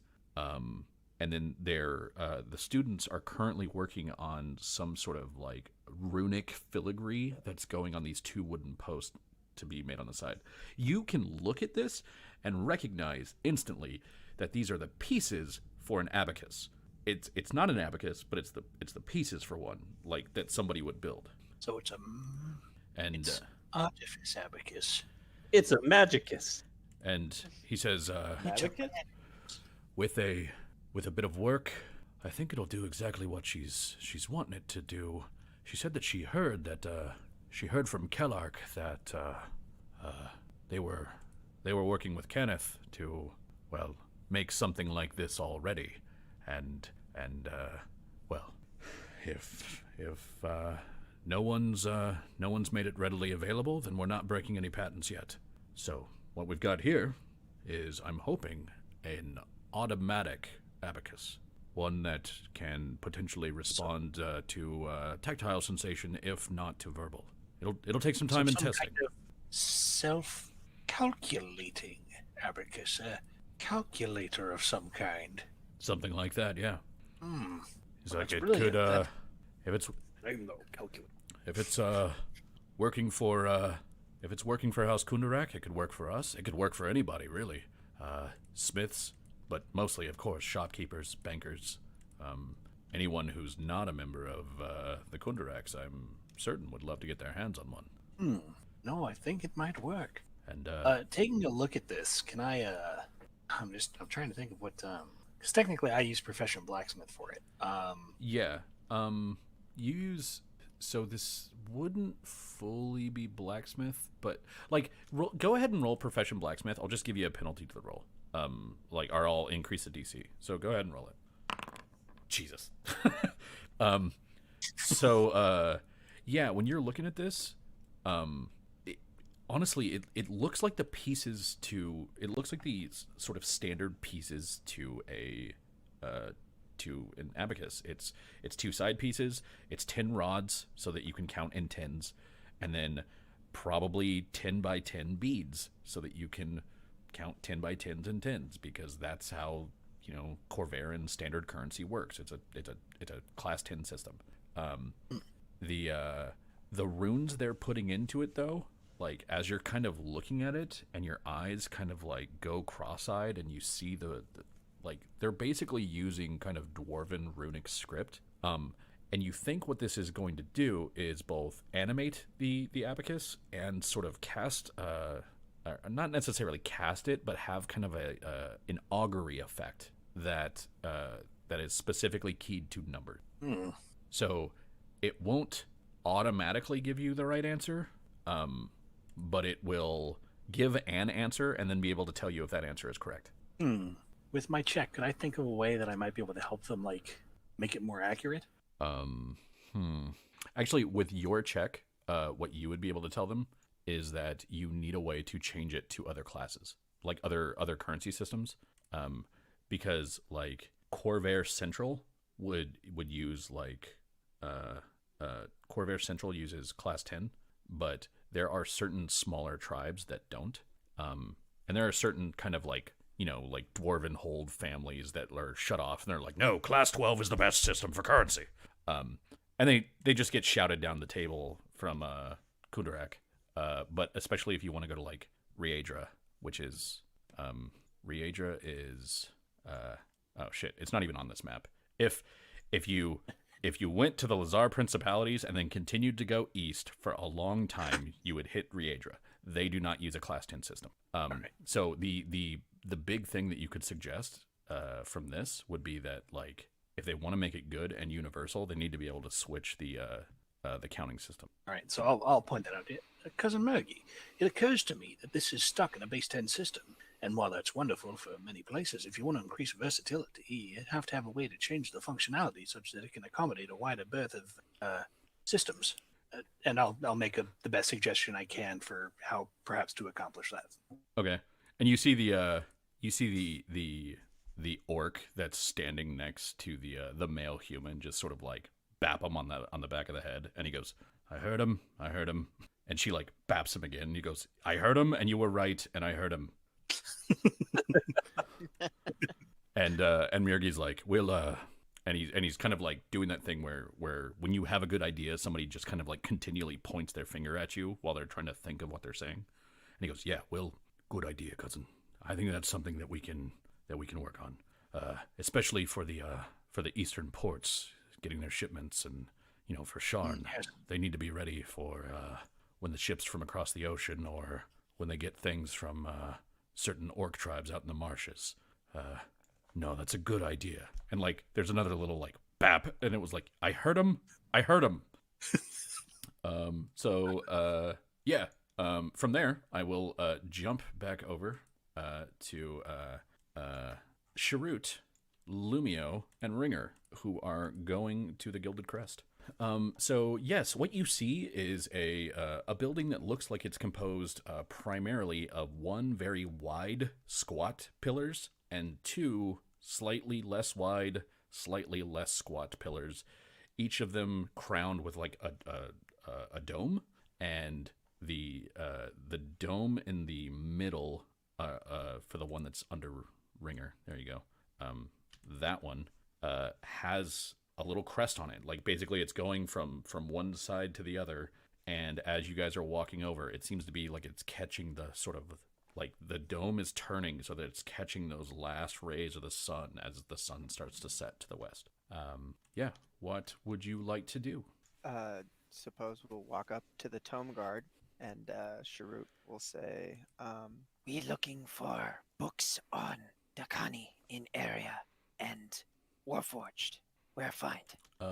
So the guy just kind of like crosses his arms and looks down at you, and he goes, we don't really need trouble with you and your cronies today. I don't know what books you're planning on stealing, or what books you're planning on marring or breaking or ripping apart. We don't need this again, man. Please, just go. Sharut rubs his fingers on his forehead. Sharut here to study, would not think of ruining knowledge. Very poor idea. Now please, where find information? You want to give me a diplomacy check? Sure. Diplomacy. Okay. So, I feel like that with the diplomacy check, he'd probably say, hang on, since it's based off of intelligence. Sharut want to know more about Frozen Spear. Hobgoblin warlord lived in area, once ruled over ruins of city. Now please, we are find that information. and My friend also would like find information on his people. and the guy gives you like he kind of quirks the eyebrow a little bit and looks at you and goes, "So you're not with them then, really?" Sharut doesn't Ostensibly, Sharut doesn't know the gang he's talking about, right? Like at all. Sorry, Andy. I just wanna... Probably not. Yeah. Ostensibly, we are unaware of any maladies that have been caused to your sanctum of learning by anyone. To be honest, we have recently arrived in the city and, seeing that there was a center of knowledge, wish to partake. Yeah, plus I don't think I'd ever see Shrewd do anything to a book besides drool over it. No, Lumio, he would be very careful about his drool. Lumio, I mean, that's could you true. please give me a diplomacy check? And Ringer, can you please give me a diplomacy? These are not assisted rolls. You are each sort of doing a thing. Them apples. How like? I love that the changeling is the lowest fucking charisma in the party. Like with how Zarakt acts towards everyone, Zarakt has a better charisma than you do. It's not true. Sharut's charisma is garbage. Oh yeah, Sharut rolls intelligence-based diplomacy. Yeah. No, Yeah. not interact. She does the same thing. Yeah. It's all intelligence based. So Lumio, the man takes in what you say and kind of nods, and he's still looking at Sharut like he completely like really doesn't really trust him. And you see that when Ringer speaks up, Ringer, the fine human man with his strong mustache, the guy kind of, all right, and he goes, "I'll let you in, but if I find out that you have taken anything or that you have marked anything that you shouldn't, that's it. We're done. And I don't mean me and you. I mean me and all of you." And he just kind of like, when he says all of you, he's not waving at the trio of you. He's just waving his whole hand around Sharut. Like, Sharut all looks- of you. Sharut looks thoroughly unimpressed. And he tells you, if you're going to be here, you have to get a pass. Do you have your papers? He puts his papers on the table. Okay. And he kind of like, he points to a box next to him, and the box is like a donation box. And as he's doing that, he flips to sort of a page in your papers, and he kind of like looks for his stamp, and he takes his little stamp and he stamps your papers. Sharut just swipes it off the table, like, smooth hand motion over the top, and then he tosses a few coins in the donation box. Okay, cool. And not too many, because this guy's being a dick. Yeah, he definitely isn't going through, some terrible shit of his own. He's kind of treating me like shit because he's going through a bad day. Well, yeah, that's what people do. It's garbage. People are generally trash. So Lumio, he says, he looks at you and he goes, "Papers?" I still have. I apologize, friend. I have not been to House the Gnomes. Civis. Civis, to procure them. And he looks to you, Ringer, and he goes, "Well, do you have papers?" Oh, I got plenty of papers, but none of them say what you want me to have to say. And he goes, I can't let the two of you in without proper identification. You can, if you would like, you can go to House Civis and get proper identification papers made. Or if you just Certainly. want something while you're in the city," and he kind of like, and he says this with kind of a grimace on his face, and he goes, "There's always the Black Feathers. Works just as well here." Sense I'm mostly motive. just here as bodyguard. If you're saying he's going to be secure in there, put it on you. Can I?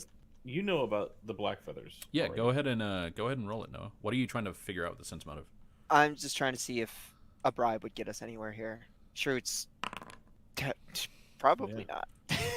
You know exactly what I just said. All right, yeah. Oh. He does know the Black Feathers, but the Black Feathers don't like him either. Hey. It's about time I got this handled anyway. If you'd like to proceed in, Shrewd, please feel free to do so. We will take care of this matter and meet you back here shortly. Okay, so Sharut, you go in, and Ringer and Lumio, you guys go get papers. Yeah. Okay. So, This is not it's not a process that's super involved. But basically, what they do is you have to find the House Cibis Enclave, and in a city this big, there's definitely that's at least one, but like there's the one where you get identification papers, and then there's all their various sending houses. So you find it, you manage to get in there basically like just as it's like starting to close. So the guy is like about to turn the sign, and you open the door, and he goes, ugh.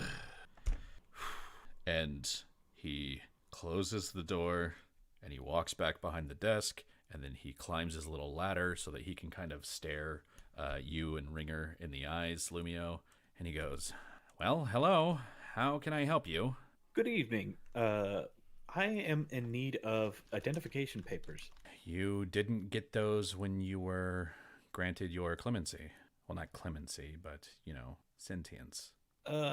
Unfortunately, no. I have been free wandering for some time since the day of mourning. Sorry, the player couldn't remember it. And haven't had need to spend a great deal of time in a major city. I see. Well, and he starts taking down information, and so he goes, you see him open this pentagonal little notebook, and he takes out a very specific writing device. There's a picture of what it looks like, and I will also sort of show the stream. This is an example of Civith, or House Civith papers, and he asks you for your nom de treaty, which is what is the name that you picked for yourself after the treaty.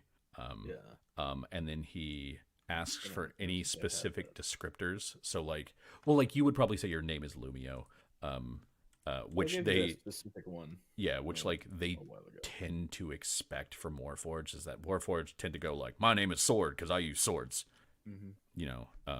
And then they take down a descriptor of you, and then he says, there's a point where he says, please back up, and you back up a little bit, and he kind of examines you, and he says, hands up, and please twirl, and you like spin, and under this sign that says like notable features, he writes down like,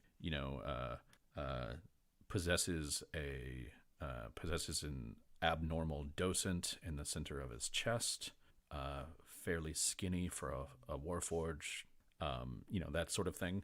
And then he asks you what your place of residence is, and I'd give him my locale in New Seer. Okay, and so he writes that down, and then and he says any known affiliations that I should place on this. And like this is the important thing, because if you have something that says like I'm affiliated with New Seer, it might open doors if you show this to somebody, and it might shut them if you show this to somebody. It's up to you. I'd pretty happily put down Orgrev and most of the people I've made alliances with in New Seer. Okay, so yeah, you're saying Lumio's good with organizing, and he's been doing it for a couple of years. Cool. So you're like, Prince Orgev. Prince Orgev's probably the main one. And he says, that one I'll have to verify, but I'll believe that for now. And then he has a nice looking elven man come out, and the man looks at you, and then looks down at the papers, and looks at you, and looks down at the papers, and then you see the man cast a spell, and then the top part of the papers that holds a picture has your face on it. And he says, I'll be sending off to the sending house for the confirmation of the connection to royalty. But that should arrive quickly. They tend to have people that can confirm that sort of thing. And to you, sir. And he goes through the same rigmarole, Ringer. So do you tell him that your name is Soul? What name do you go by? I would pick a different name. Not Liar either. Crap, I hadn't thought of one up. Damn it. You're the one that decided to go get a passport. What's that? I said, you're the one that decided to go get a passport. He'll, look around and just say, pen. Pen? Yep. Okay. And he goes, pin. Pen. and he are you using the form that you're in, or are you like changing? Yeah, I'll stay in the form I'm in. Okay. And he goes, if you could please stand back and twirl. And he says, like, clean shaven, save for upper lip. He describes your hair color, your eye color, like fairly muscular. And he asks you for your residence. Formerly of Seer. And he says, and also, I rolled dance when he told me to twirl. You rolled dance when he told you to twirl, dick. And so you say formerly of Seer, and he says, "Oh, I'm very sorry. Which city?" Metrol. Again, my condolences. And so for residence, he writes formerly, formerly Metrol, Seer, and then it says currently wandering. And then at the bottom, he says, "Do you have the same affiliation as your friend?" No. No. Do you have any affiliations of note that I should be writing down? No. Mike? Oh, I said no. Oh, didn't hear you. Okay.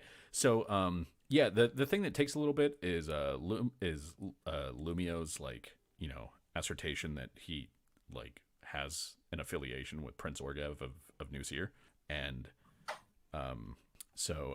because basically the so that the reason is that Prince Orgev isn't just the prince/mayor of New Seer.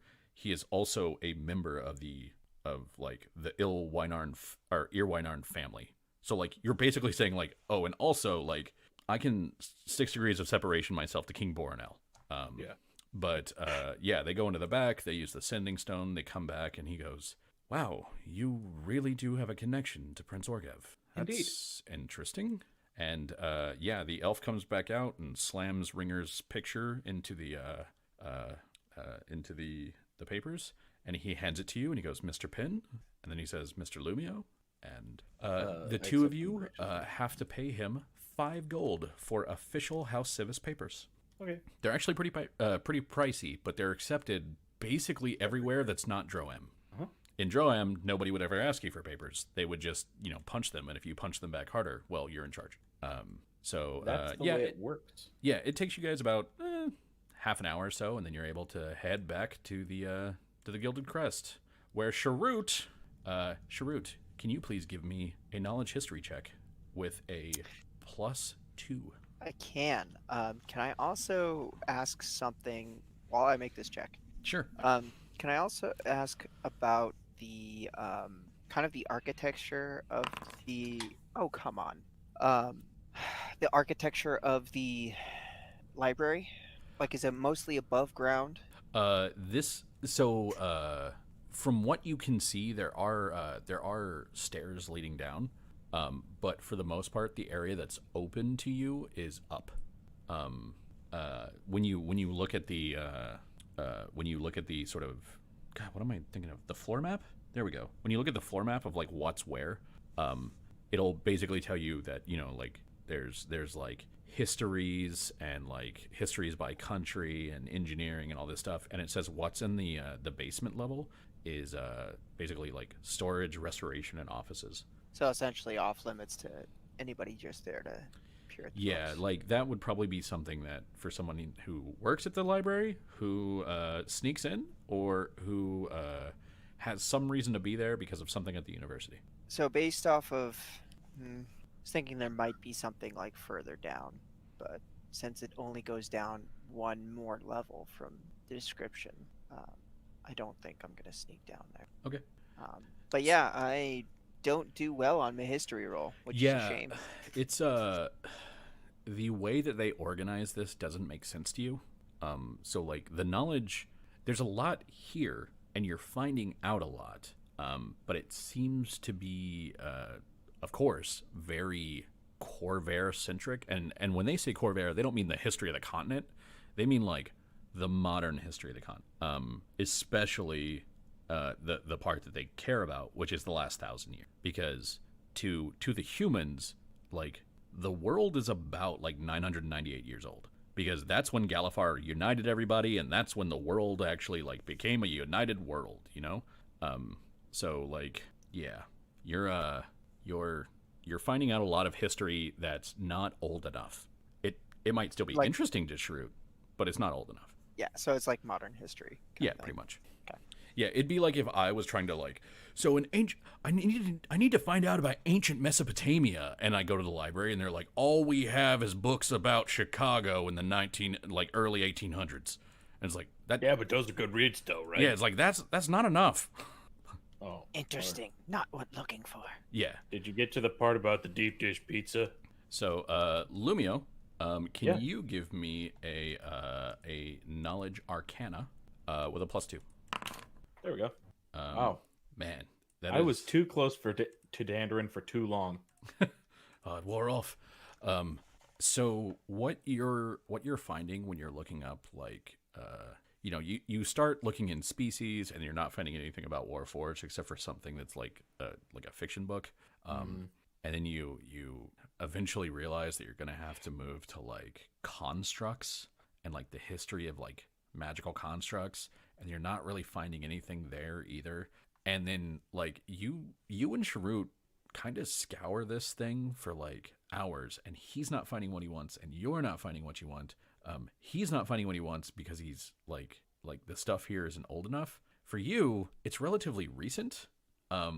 But can you give me a do you have knowledge nobility? I do. Give me a knowledge nobility roll. Any pluses on that?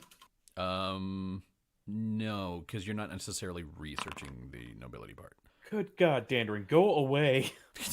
Let's. No, it's on you now. You take it. You take it back. It's transferred.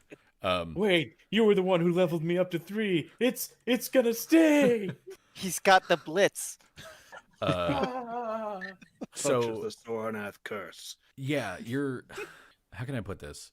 The fact that you can't find anything is weird. You were able to find nothing about Warforged in here, except for like maybe numbers that like Karnath used in a fight against Seer or something like that. Or not. Yeah. Not that Karnath used Warforged. Karnath used zombies, but like the number that Seer used in a fight against Karnath, or like the number that Thrain used against these, or defeated, something or like just nothing helpful. But you're finding kind of- nothing, and it's weird. Well, I mean, given what I know about it, it's not the weirdest.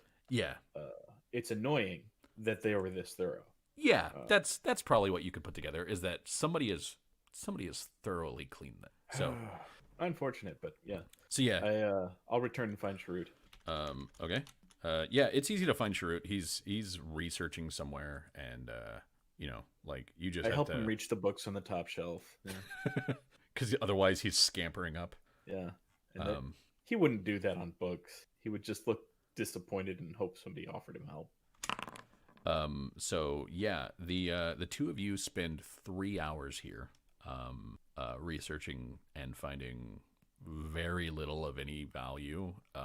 Now, granted, it's a big library, so there might be additional things you can find, but it is sort of entering nightfall, and at some point soon the library will be closed. So probably have to Probably have to skedaddle come at back. some point. Yeah, Yeah. that's what I figured.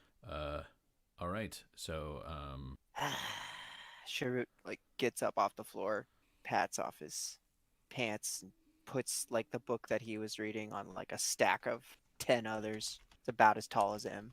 10, 15 books. yeah. Lumio casually points to a reading table that's nearby that he could have been at. Waste time. No sit. Ground here. Books here. You just sit here in the middle of the aisle and surround yourself with knowledge and just piss off everybody else that needs to get into this aisle. I mean, they're already pissed off at him, so Yeah. Yeah, So but there's- I'd assume you're being very gentle with the books and not putting them near the floor. oh, he's being gentle with the books, but they're designed to like be able to like sit on the floor. Like they sit on a shelf. What's the difference? Okay. So so are you guys going to like stay here until it closes and keep going, or are you going to head out? Yeah, I mean, probably. Okay. I very much doubt Sharut would stop. Yeah, I don't think he would. There's no threat to us in here whatsoever from the people that are hunting Ringer. Okay. Can you each give me your respective checks once again, please? Arcana. For you it's Arcana. And for Sharut, it would be history. With a +2, yeah. You no longer get the +2. Okay. That's way better. Yeah. Okay. Lumio, you were able to find mention of sort of the. Yep. There we go. Sorry, I stopped hearing you as you were able to find mention of. Yeah. You were able to find mention of some of the first instances of Warforged, and the first instances of Warforged are not House Cannith made a Warforged, and we, they made a Warforged, and then it was a Warforged. The first recorded instances are actually of people encountering Warforged in the wilds of Zendrik. Zendrik being the continent to the south of. Ooh, this is fascinating. So it essentially disconnect real leads quick. to that essentially leads to sort of speculation that what was actually going on is that the one of the races in history, whatever those races are, who dwelled in Zendrik, were actually the first people to create the Warforged. And what Cannith did was figure out how and copy it. But like that is essentially all wild speculation with no proven facts to accompany it. However, it does reference other books, and when you sort of cross-reference that, it's sort of like explorer journals of sort of those like Nessingwary's expedition to Zendrik, day 312. A strange robot man came out of the woods. He was extremely violent and attempted to fight us off with a sword arm. And like when you look at the date of it, it's like, it's like Ire the 4th, and the year is like 872 YK, which is like nearly 100 years before like the first Warforged from House Cannith started to appear. So it might be a construct, but the drawing of the Warforged or the drawing of the construct that sort of accompanies that little passage very much looks like a prototype Warforged. It's super interesting. And yeah, Sharut, you find a bit more. So this is essentially speculation from are not speculation. It's research that was done by various scholars on the ruins that the church is using as the mausoleum.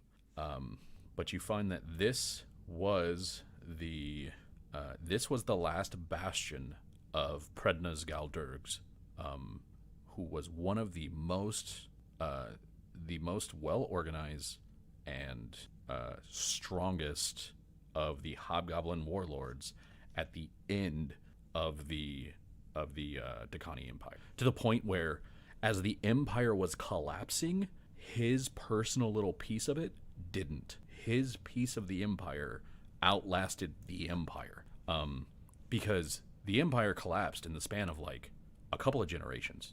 You have like 30 or 40 years, and suddenly this entire empire just shatters apart, and a bunch of the hobgoblins and the goblins, they all die. They sort of like, as the nightmare of Zoriat was introduced to their people, they sort of descended into savagery, and they left behind all of the order that they. And it is said that he had a keen tactical mind. He was fearsome in combat, with the ability to sort of wreath his allies or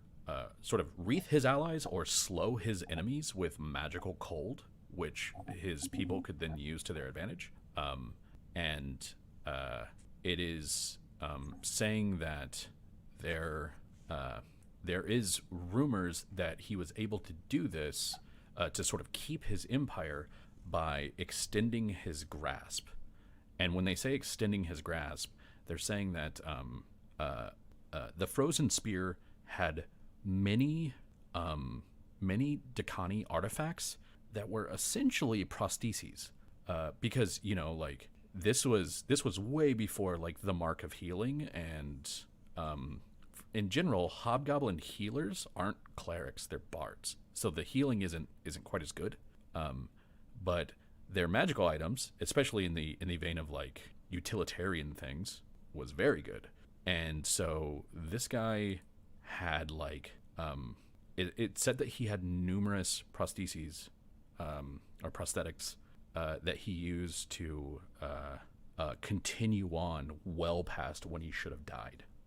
And of those that are listed, you see that he had the following 4 are considered to be the core to his rule, and they call it the Fist of Iron, the Heart of Stone, the Eye of Glass, and the Tongue of Silver. One Fist of enabled him to be Iron, Heart a of Stone, Eye of Glass, and Tongue of Silver.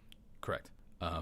There's talk there that he had a replacement leg from when he took basically some like abomination of Zoriat began to burrow into his leg, and he had his men cut it off. But the fist, the heart, the eye, and the tongue were all very like reportedly magical.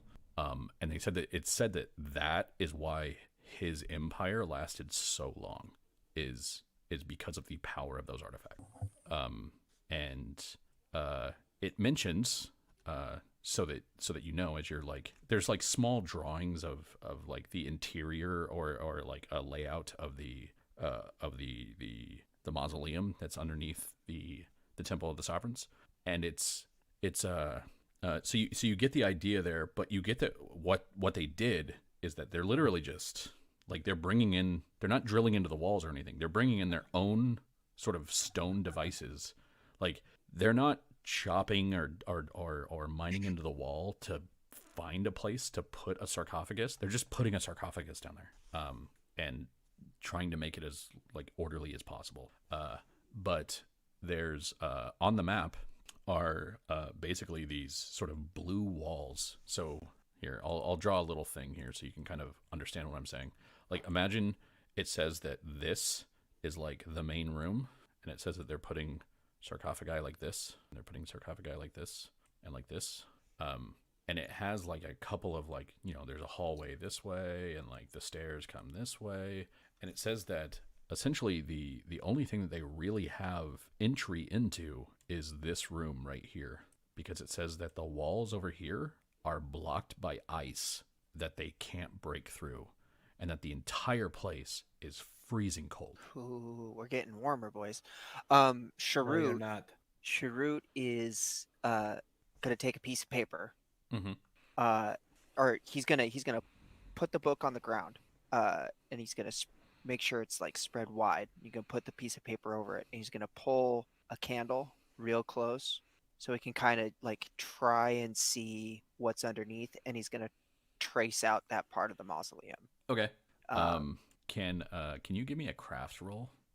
Which, if you don't have craft for any sort of drawing, it would be a D20 plus your intelligence mod. Yeah, I can do a D20 plus my intelligence mod. That sounds great. That would be just that one. Really like Eric. That's not too bad. Okay. So yeah, as you're sort of sketching out your stuff, you hear some steps behind you, and I mean like Ringer's been sort of running back and forth between you and Lumio like for the last couple hours, and so Stay in shape. Somebody comes up behind you, and you just hear, "What are you doing? I told you, no writing in the books." Sharut, not writing in book. And he like holds up the paper, and he's like, "See, book unharmed." Lucky. Give me a diplomacy check. Diplomacy. Well, and when the goblin threatened me life, that's when I started blasting.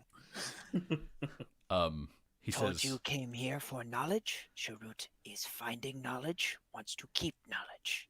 "You came to our library, and you brought an open flame. We have enchanted lights at the front desk. Put it out now." He licks his finger. And the guy's like there's clearly prejudice here, but he can't do anything. And he says, "We're closing. You have to leave. So do your friends." Thank you for service, Tomgard. He closes the book, but before he leaves, he writes down the name of the book. Okay. Yeah, that's easy. And then he goes to grab Lumio and Ringer. Okay, cool. And the three of you basically leave. It's like 10 o'clock at night. It's you guys have been in here studying for about 6-7 hours. Probably pretty hungry, pretty exhausted. So while you guys go do your thing, let's see. I wanted to do 2 more scenes, but it's up to everybody else if you guys can keep going. If you can't, that's fine, and we'll do them next week. Okay. Yeah, I can probably keep going. I need to run and use the restroom. Okay, cool. Yeah, let's keep going for just a little bit longer. So then, I will.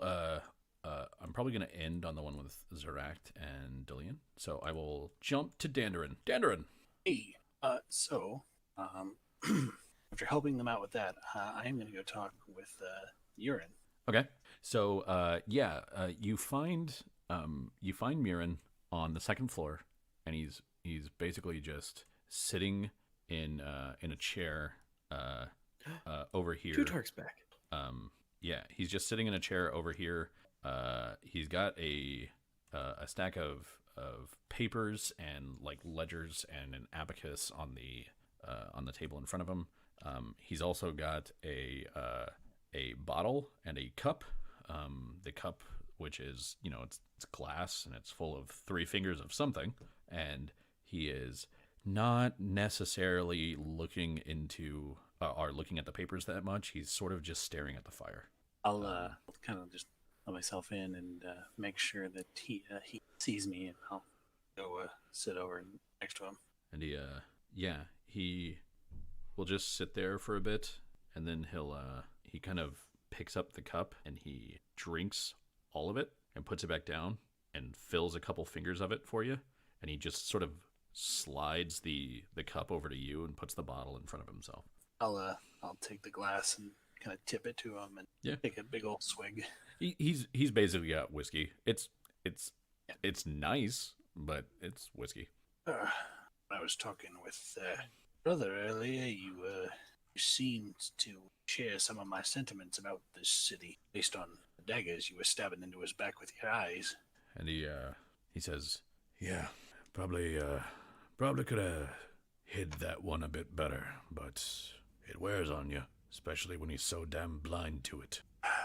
I understand he's just trying to make the best of it, but there's a limit to the bureaucracy that any city should have, especially one as corrupt as this. Don't even have the decency to bribes. Bastards. Can I sip?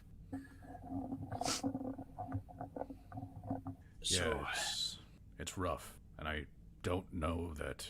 Well, cousin, I don't know that it'll ever get better. That is most unfortunate. I hope that it does, but you have plans for if it doesn't? Not as such. I'll tell you, I don't know what we'll do.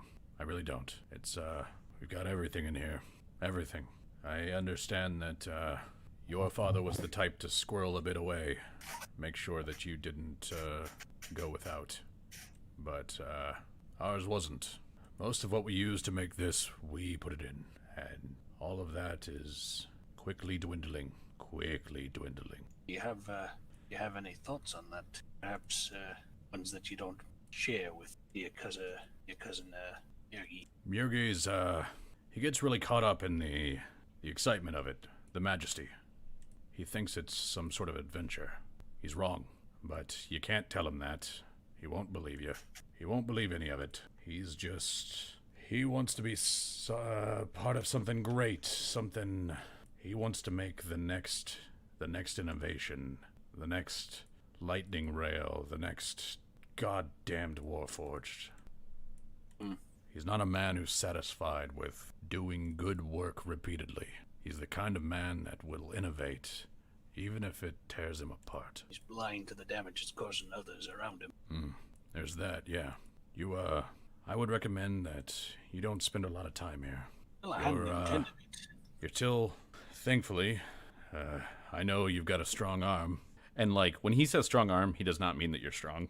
But he goes, I know that you've got a strong arm. It's a pity what happened to Gruddick, but I have to tell you, it would have happened sooner if you were here. It would have happened sooner indeed. And then there's a knock on the door, and Murin just sighs, and he says, "Yeah, you can come in." And the door opens, and Dandrin, you see a man enter who is large. He's large. He's large even for a human.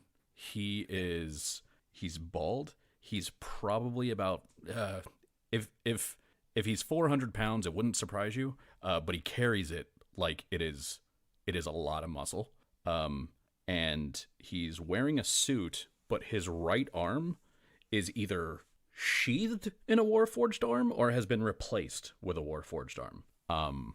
And he's got a his jaw is sort of outlined in a Warforge's jaw, and the forehead and his pate are sort of have the top of a Warforge's face on them. And he walks in, and you see some people behind him, and he says, "Wait for me there." And he walks over to the side, and he sits down in a chair that is probably made for dwarves and thus is way too small for him. Like, he is sitting down, he is still towering over you, even though you're sitting down. And he says, "Murin." And Murin goes, "Mr. Kuehl." And he says, "Murin, I sent my boys here because you and I made an agreement, and I upheld my part of that agreement. And yet you sent my boys away, breaking your contract. Might I ask why that is?" And Dandrin, you see Murin just kind of like shake his head a bit, and his eyes kind of like look to the papers, and then they look back to Kuehl, and he goes, "We don't have it. We don't. It's been a rough month." And Kuehl says, "Of course it's been a rough month. Olaroon is always going to be rough, especially this close to the thick gray mist. That's how it is now. That's how it is here. A true businessman, someone of Soranath blood, should be able to plan for something like that. Should be able to know such a thing is coming. And it doesn't look like you have. So, tell me, exactly what am I to do? Because I can't have someone who breaks contracts with me. That will not stand." And, Murin, like, you see him sort of like looking down at the papers, and he goes, will you take it in trade?" And he goes, "Trade? Do you mean work done, or work that's already been done? Are you offering me this group of young mage rights, or are you offering me the things they've already built?" And Murin says, "They're not learned enough to make anything you want them making. But if you've got an order to put in, if you have something you need, myself or Mjörgi, we'd be able to do it for you. Yes. Or if you need something else that we've made, the wands maybe." And he kind of like looks to Kuehl's arm, and he says, "We've wands of repair, you know, just in case." And Kuehl says, "A wand of repair. I think that would be a fine start. You will give me a wand of repair, or wands, in equal value to what you should have paid me. And next month, you will do the same and pay me to make up for my having to come and enforce your contract. Am I clear?" And Murin just kind of like hangs his head and goes, Yes, Mr. Kuehl. Yes, Mr. Kuehl, you're very clear. Thank you. I'll show your boys which ones they are. Thank you." And Kuehl says, Of course. I'm not a monster, Murin." And he kind of stands up, and he puts his hand on his shoulder, and you can see that like it just looks like he put his hand on his shoulder, the Warforged hand. And you see a little bit of pain on Murin's face. And he goes, "Not a monster. I just want to make sure that everyone's doing their part. It's a fine city. We've got to keep it going. We'll talk again, Murin." And he starts walking off. Right. As he's walking off, I'm going to examine his Warforged parts more closely. Yeah, give me knowledge engineering. You don't know exactly how it works, and it's probably not something you have ever seen before. But you are pretty certain that he is not wearing a Warforged arm. You are pretty certain that he has replaced his arm with a Warforge's arm. That's giving Dandarin some ideas. And yeah, and so he walks out, and like as he leaves, he doesn't really call back. He just kind of like says, like at his regular volume, "We don't have all night, Murin. Moving along." And then Kuehl heads towards the steps and leaves. And Murin looks at you and says, I've got to show them what to take, or else they'll take it all. That's her and Kuehl, huh? Finish my drink. And Dandarin nods. You mean... Oh, sorry, Dandarin nods. Murin nods. And he goes, Go ahead, give him a nod, Dandarin. Dandarin nods. That's him, right? Says Dandarin, nodding. There we go. As if a dwarf. So yeah, and then Murin walks out. And can you give me a perception check? Sure. Okay, so Murin walks out, and he is pretty quickly flanked by two guys. And it looks like there's more than just the two in that hallway, but you see that the two kind of flank him as he turns and shuts the door. And they don't see you, but you are able to make out both Asman and Kazum, two of the guys that attacked you at the inn the other day. Right, and then the two that got away. Basically, the two lieutenants that got away. Oh, perfect. And so Murin will head downstairs. And yeah, are you doing anything of note while this is happening? Otherwise, he's going to go downstairs and he's going to give them what he's supposed to. This is not the time to start blasting. Yeah, so I started blasting. Technically speaking, this dude's half construct. I with my warhammer. 6 damage against him, but I'll never hit him. So, and he'll kill me in like 2 punches. So, the only thing I can do is, I guess, stay put, because I don't want to give away the goose. Okay. I don't want to get my cousin in more trouble. Okay. But I am definitely making a note of this. And unfortunately, I now have made the decision that I will have to come back to this city, because now Kuehl has made it personal to me. Fucking perfect. So yeah, you see about 10 minutes later, Murin walks upstairs, and he sits down in his seat, and he takes the sheaf of papers, and you see him take in a fountain pen, and he's shaking his head, and he like flips to the right paper, and you see him write down like 12,250, and then there's a little mark next to it, like a little dash, and then he writes Kuehl. So it's basically this. Okay. And he comes back and he sits down, he writes that, and then he takes a long swig from the bottle. And for the rest of the night, he's not really good conversation. He will mostly just grunt. If you ask him anything, he just, and that's it. Well, just as I'm gonna leave, I understand, cousin. I understand more now. And like when you get to the, like I will have to come back to this city. Yeah. So I killed the kingpin. And I killed the kingpin. I got him. Yeah. Right. And then we will go back to Zaract and Delian. So you guys have sown the seeds of the rumors to try to collect some information on Yelphis for Delian. In the meantime, while those seeds bloom, what would you like to do? Zaract, like at the point at the inn where this kind of gets set up, she's like, look, as I mentioned the last time, your things are my things. We've done your things. We have a few hours left in the day. We should do mine. Okay, since you helped me with this plan, I will accompany you. If nothing else, you should find an education. Yeah. Yeah. And then Zaract just lets that one sit and turns and begins to lead the way. Okay. So are you going to where are you going? That's actually a good question. My understanding was it Three Towers is the mage group, or is that the educational one, the historic? So the Three Towers, it's not that the place is called the Three Towers. It's that there are 3 towers. I misunderstood. And they said that this is probably the best place. There's 2 of them here, and then there's 1 of them over here. Yeah. So we're going to that one. That one. the better option. Yeah. Sounds great. Cool. So you guys go to that one. It's a from the Oak and Cudgel. It's a pretty long walk. You guys Yeah. are walking across the better part of a pretty big city. And yeah, when you get there, what you see is a very large tower that's basically kind of rectangular. But when you look at it from the side, if you look down here, so if you were looking at it top down, it's this. But if you were looking at it from the side, it's this.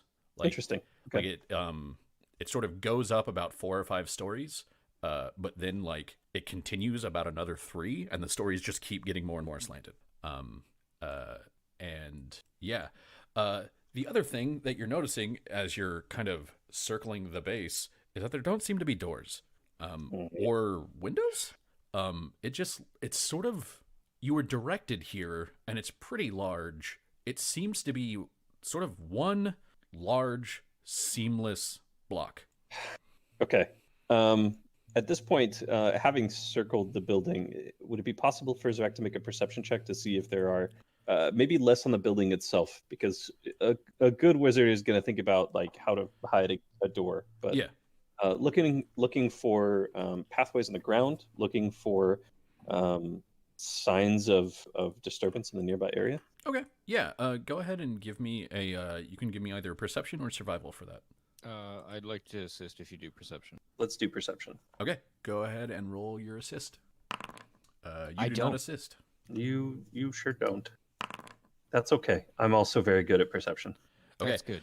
You find that in the sort of the shorter side, which is like that side, that being the taller side, that there does seem to be a clear footpath, but it's leading to no obvious door. Zarak will follow up on it anyway and knock on the apparent wall. Okay. Can you give me a will save? Yeah, absolutely. That should be summary. Will save. Okay. So yeah, you start to like, and sort of as you're knocking, you realize that like this stone doesn't sound like stone. Like it's actually making a knocking sound off just my knuckles. Because if it were actually a stone and you wrapped a knuckle on it, it wouldn't sound so like hollow and kind of thunderous. And then you realize that like it's not wood, but it feels like wood, but it's not wood. After a moment or two, the door opened. You don't see anyone. The door just opens. Delian, you don't see a door. All right. Zarak is going to turn and say, it seems like it's probably an illusion of some sort. Okay. Is this some sort of illusionary servant or just a continuation of the illusion that's already here? She asks the open doorway. You can actually see like a hallway behind this thing. Then she'll walk in and look to see if Delian follows. Okay, Sure. I'll you try. see Zarak go all 9 3/4 straight into a stone wall. Okay. And I'll just try to walk in too. Can you give me a will save? Yep.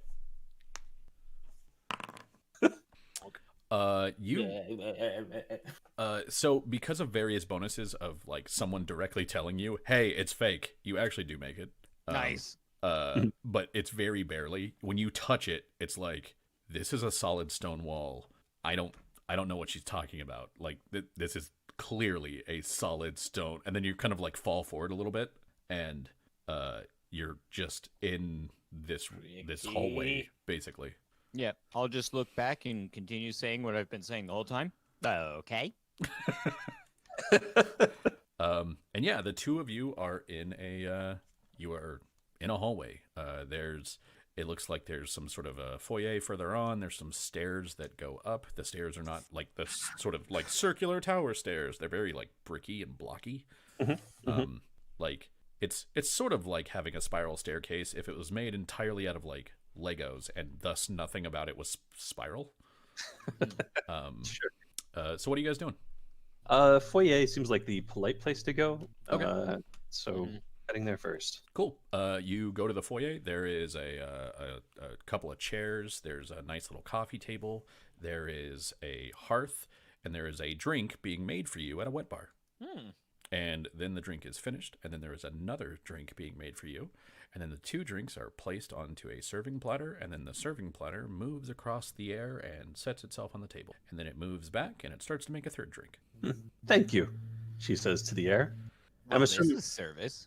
Yes, I have some idea, I think, of what's going on here, but it could be a number of things. Regardless, this is excellent timing, and I suggest that we partake of these kindly offered beverages, and while we take a slow wander around the premises. Do you think they're poisoned? Just, I have to ask out of habit. Oh no, I would assume that in a structure of this nature that it wouldn't be anything so mundane as poison. I look forward to seeing you on the other side of this, and then Zarak just starts drinking. Okay.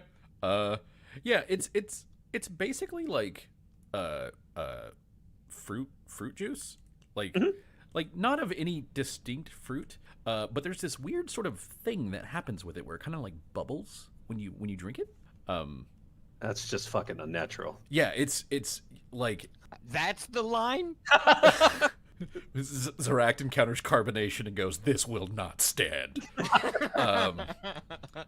Yeah, but you know, it's like basically what you're drinking is like fruit punch flavored soda.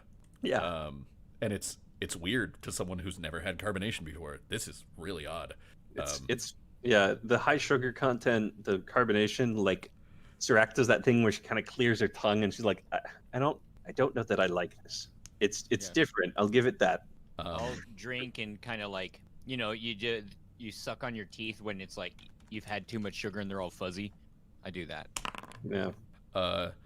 Eventually Corley joins you inside, but Forsidna does not. And after a while, about 5 minutes or so of you guys looking around the foyer being full of like, you know, various like books and knickknacks. There's like a hat rack that has a couple hats on it. There's a coat rack with a couple coats on it. There's a cloak rack with a couple cloaks on it. There's a boot rack with some boots. Like everything is very like in its spot. Behind you, you hear somebody like sipping at a cup of the burbling soda. And when you turn, you see an elven woman. She is clearly, you can tell instantly by her face that she is an Arenal elven woman, because her skin is extremely pale, and she has a lot of like tattoos that look like, you know, skulls and bones and other kind of things on her face. She's also dressed in kind of a combination of, I really don't like wearing clothes. I'm wearing enough to not be decent, and it's all black so that you can see more of my skull and death kind of tattoos. Yeah. And she is has a staff next to her that is Zarak, this is something that a druid might have. Delian, that's a human skull on that staff. Zarak is pretty thrilled about it. I mean, she's probably not a druid, being Arenal and all. They've got their own pretty strong cultural proclivities. Delian's very happy that he's not a human. And you only use gnome skulls for once. Yeah, you only use gnome skulls for that sort of thing. Yeah. Also belt decoration. They use goblin heads too, you know. Oh, I know.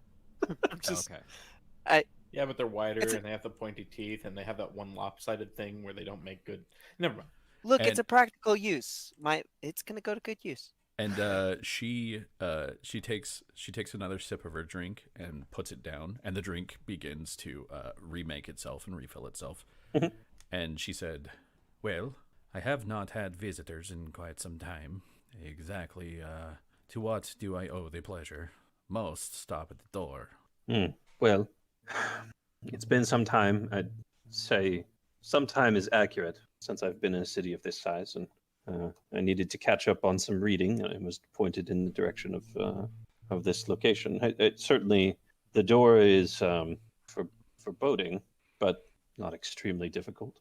One second. Sorry about that. It's okay. It's all good. So, the door's foreboding, not extremely difficult. Yeah. She says, "I understand. The door does its job and keeps those without gifts from bothering me. Mhm. So, why have you come? Precisely what are you looking for? And how much of it will I have to give to you to never see you again? Well, I'm looking for information on spirits tied to the planes, the moons, the phases therein. A sufficient amount to read and make my own research would be useful, but I respect the extent of your patience, and we can discuss what that might look like.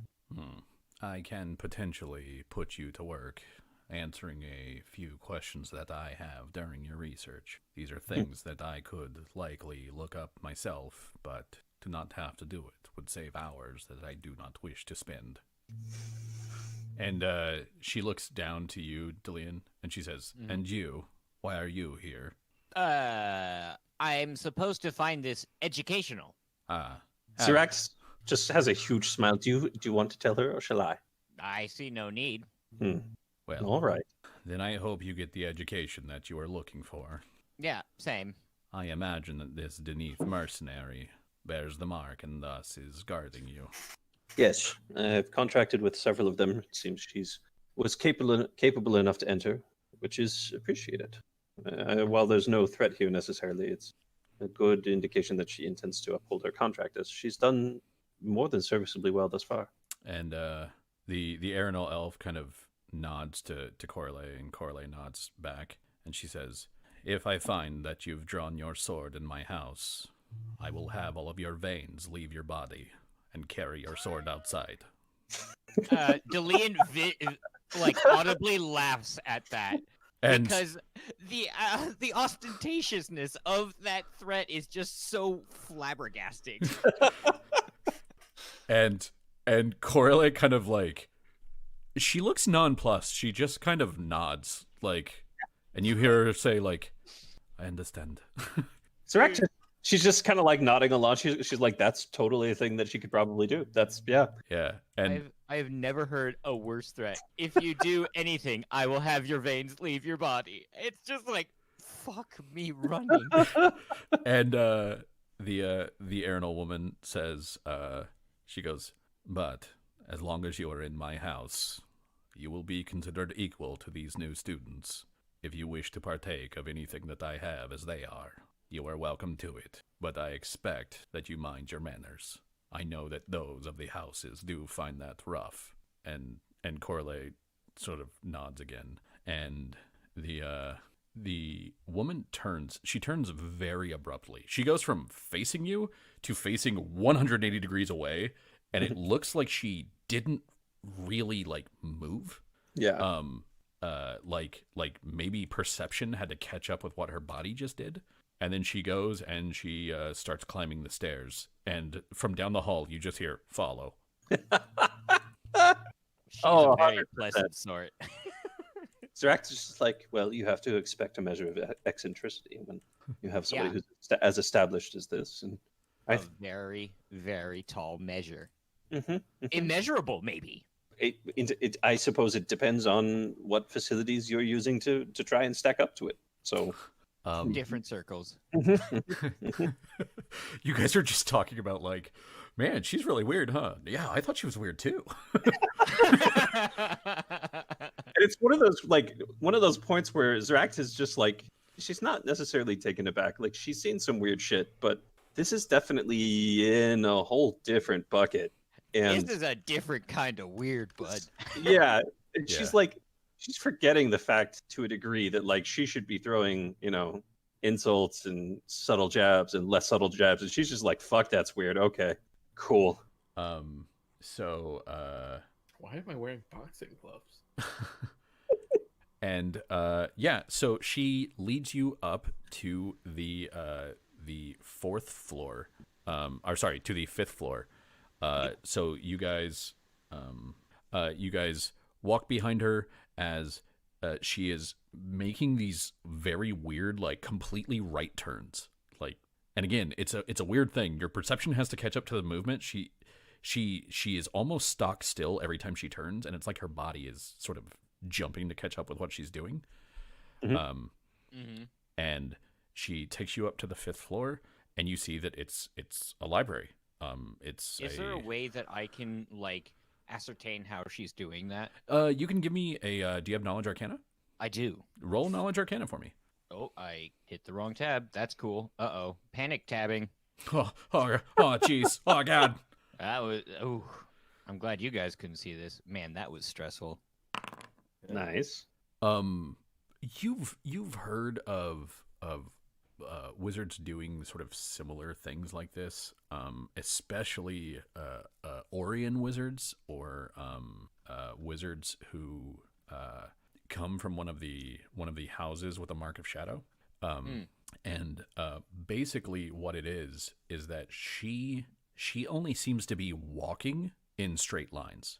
The turns are very minor teleports. Ooh, fanciful. Where she's basically teleporting in the same space. That's Like, hilarious. That She's just like, I'm not even going to take the time to turn. It's yeah. too much of a waste of my time. Instead, I teleport slightly ahead in the proper direction.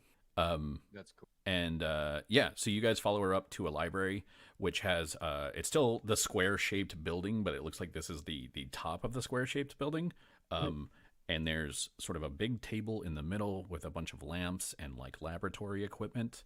And then there's bookshelves like lining the wall, and then smaller bookshelves or small chests that you see are open and have a few books on them. It is to Delian, who has broken into a few wizard abodes to steal a thing or two, since you said that this is mostly how Delian learns magic. Yes. Very well organized. Wizards tend to be sort of chaotic, and they just kind of go to like the next thing. They use systems that don't actually make sense to other people because they aren't actually using a system. It's very hard to steal from. Yeah, they aren't actually using a system. They're just smart enough to remember where they put shit. This one is organized. It is very clean. Everything is stacked neatly. It's clear as you're walking by that it's if not alphabetized by author, then by title. The other thing is that you guys from outside know that this was one solid stone block. And from inside, there are windows. So you can actually see the sort of like setting sun of the, well, not quite setting, but the heading towards dusk sun of it being like, 6 o'clock-ish at night. Yeah. Yes, she points you to the library, and she says, this is as far as you will be permitted to go. No higher. Do you understand? Yes, of course. Yeah. Zorak kind of like gives a quick glance over at Delian to see if he catches that, but Like, hands are immediately being thrown up. Yeah, sure. Veins from a body. And she nods, and then she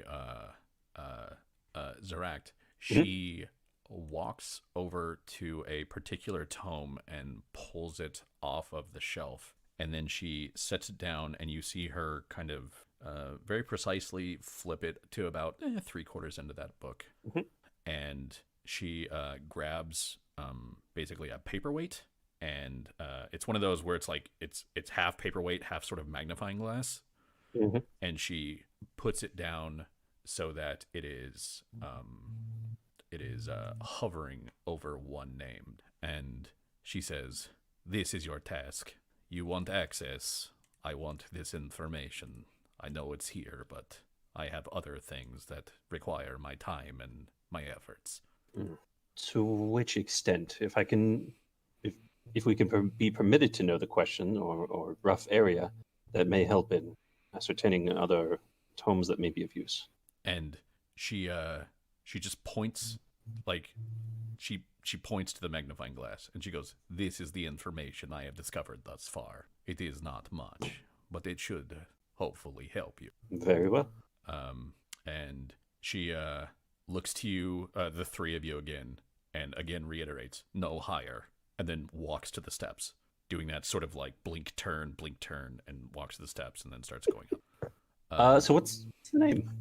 So, what you see is a list, and it is essentially, how can I put this? It is not a death certificate. It's a list of dead people. That's what it is. And you look at it, and it is every name ends with this, and she has left it on one that says this, and they're all like they're all like so like So there is like every oh sorry, I was trying to say that as Coralie so it would pop up. So everything says it like that. And she has left it on one that says Damn. Okay. but every single one that you're looking at, for the most part, every single one says dead and the year, dead and the year, dead and the year, dead and the year, dead and the year. And then there's one that just says like presumed dead by augury. Can I roll a knowledge history either for the year or the name? You can roll me a knowledge. You can roll me a knowledge history, or knowledge arcana also works here. Yeah. I'll try history first. Yeah, that'll do. And actually, those are way too high. It's more like this, but yeah. Yeah.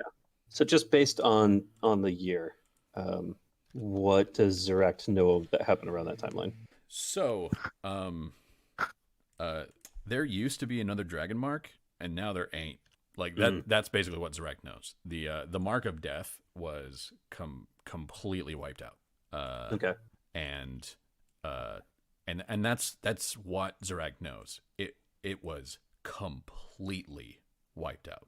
They killed everyone that had any sort of blood tie to that house. So like from any of the ancestors that were like 2,000 years old and still alive, down to like somebody that was born that day to like the 18th cousin 3 times removed. Everybody died. Wow. And so most of the years that you're seeing are going to be around this time. They're going to be around that, around that. Yeah. Okay. Anything that's not that is going to be older than that. There's nothing that's younger than that. There's nothing that says like 2,500 or like 2492 negative YK. Everything is like these people died a long time ago. You also realize that like with your role, the sort of skill of your role, basically the members of the Mark of Death decided that they were going to do something that the dragons didn't like, and so the dragons united and just tore them apart. Like they undragon marked the house. Oh. Wow. And then they just left. So yeah. But that's probably all you know, and it's surprising that you would know that much. For sure. Are these elves, like specifically yes, elves? These are all elves. They had the Mark of Death, which was one of the first marks. Okay. Is it reasonable for Zerect? Well, I mean, they're elves. They're probably, if it's Mark of Death, they are probably tangentially related to the Aeronal. So, actually, so all elves come from Aeronal. Mm-hmm. So like even the Valinor elves originated in Aeronal. They're just a couple hundred years removed, but like all elves came from Aeronal. That is the continent that they came from. Okay. So yeah. Cool. This seems like kind of a really big fucking deal, and that's intriguing. So as she's kind of like looking over the dates, Zerect will start parceling out details, just kind of like tidbit absent-mindedly, explaining, like, oh well, these are all elves. They all died around the same period of time. This must have been when, and then just kind of go into exposition about what it is that they're looking for. And so she kind of comes to the conclusion, this means that if we're looking for somebody who is presumed dead but may not be, they are potentially either a bearer of a presumably long dead dragon mark, which would be momentous, or perhaps are undead, or transferred their forms elsewhere.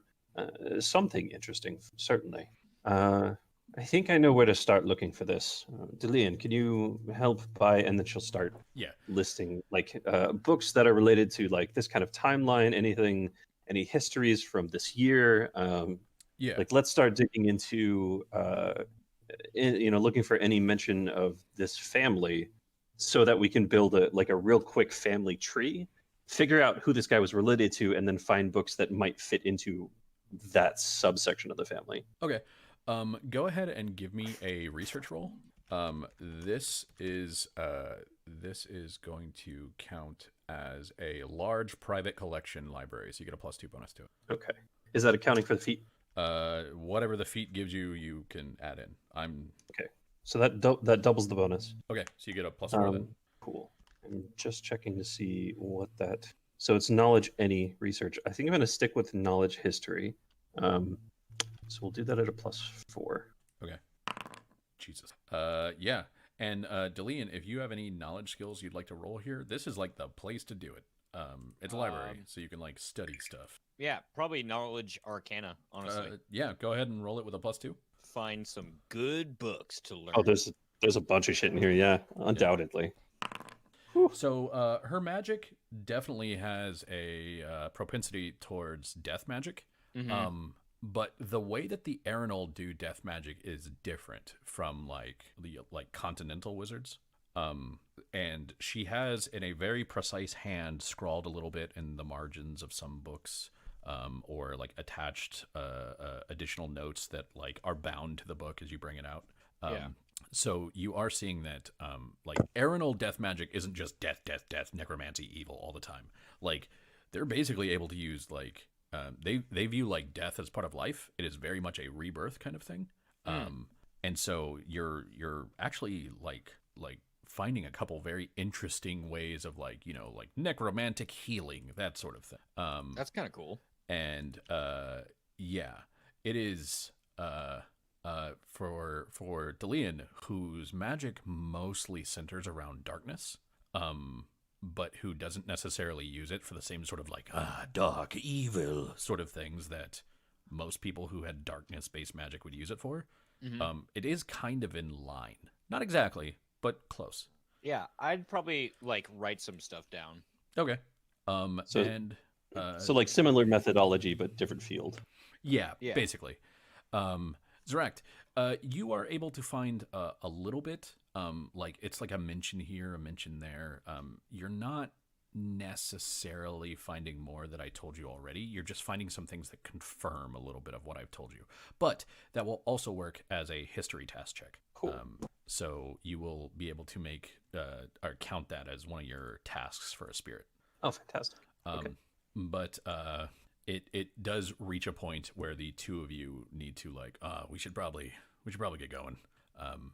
After you've spent a couple of hours in here, like doing your thing. But it looks like her invitation is open so long as you keep what she wants you to look at in mind. Cool. That's nice. Yeah.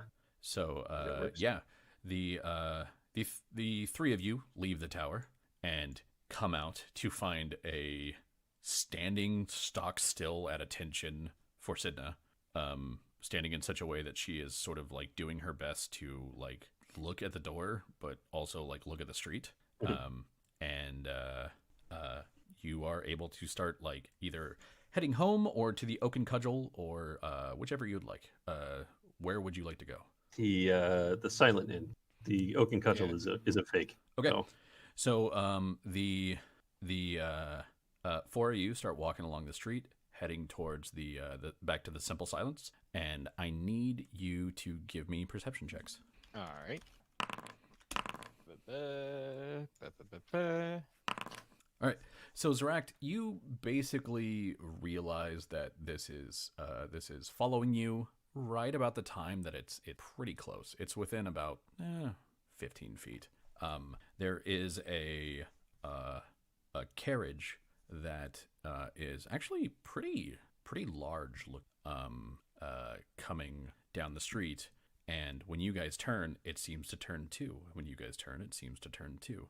And then the driver has sort of like not necessarily like cracked the whip, but is just like, and like the horses speed up a little bit as it pulls up next to you. And so you are not surprised by this. Delian, it just sort of like appeared out of nowhere, this carriage next to you. Drawn by two horses, looks to be sizable, looks to be expensive. And any driver? There is a driver. let's see. Actually, you wouldn't be able to see the driver because you have failed your perception check. So you basically, like, by the time you look up, the carriage is there, and it's big enough that the driver's hidden from you. Zarak, you do see the driver. The driver looks to be fairly small, in terms of size, like probably about Delian's size. With sort of a hood over the front of their face, so you can't see anything.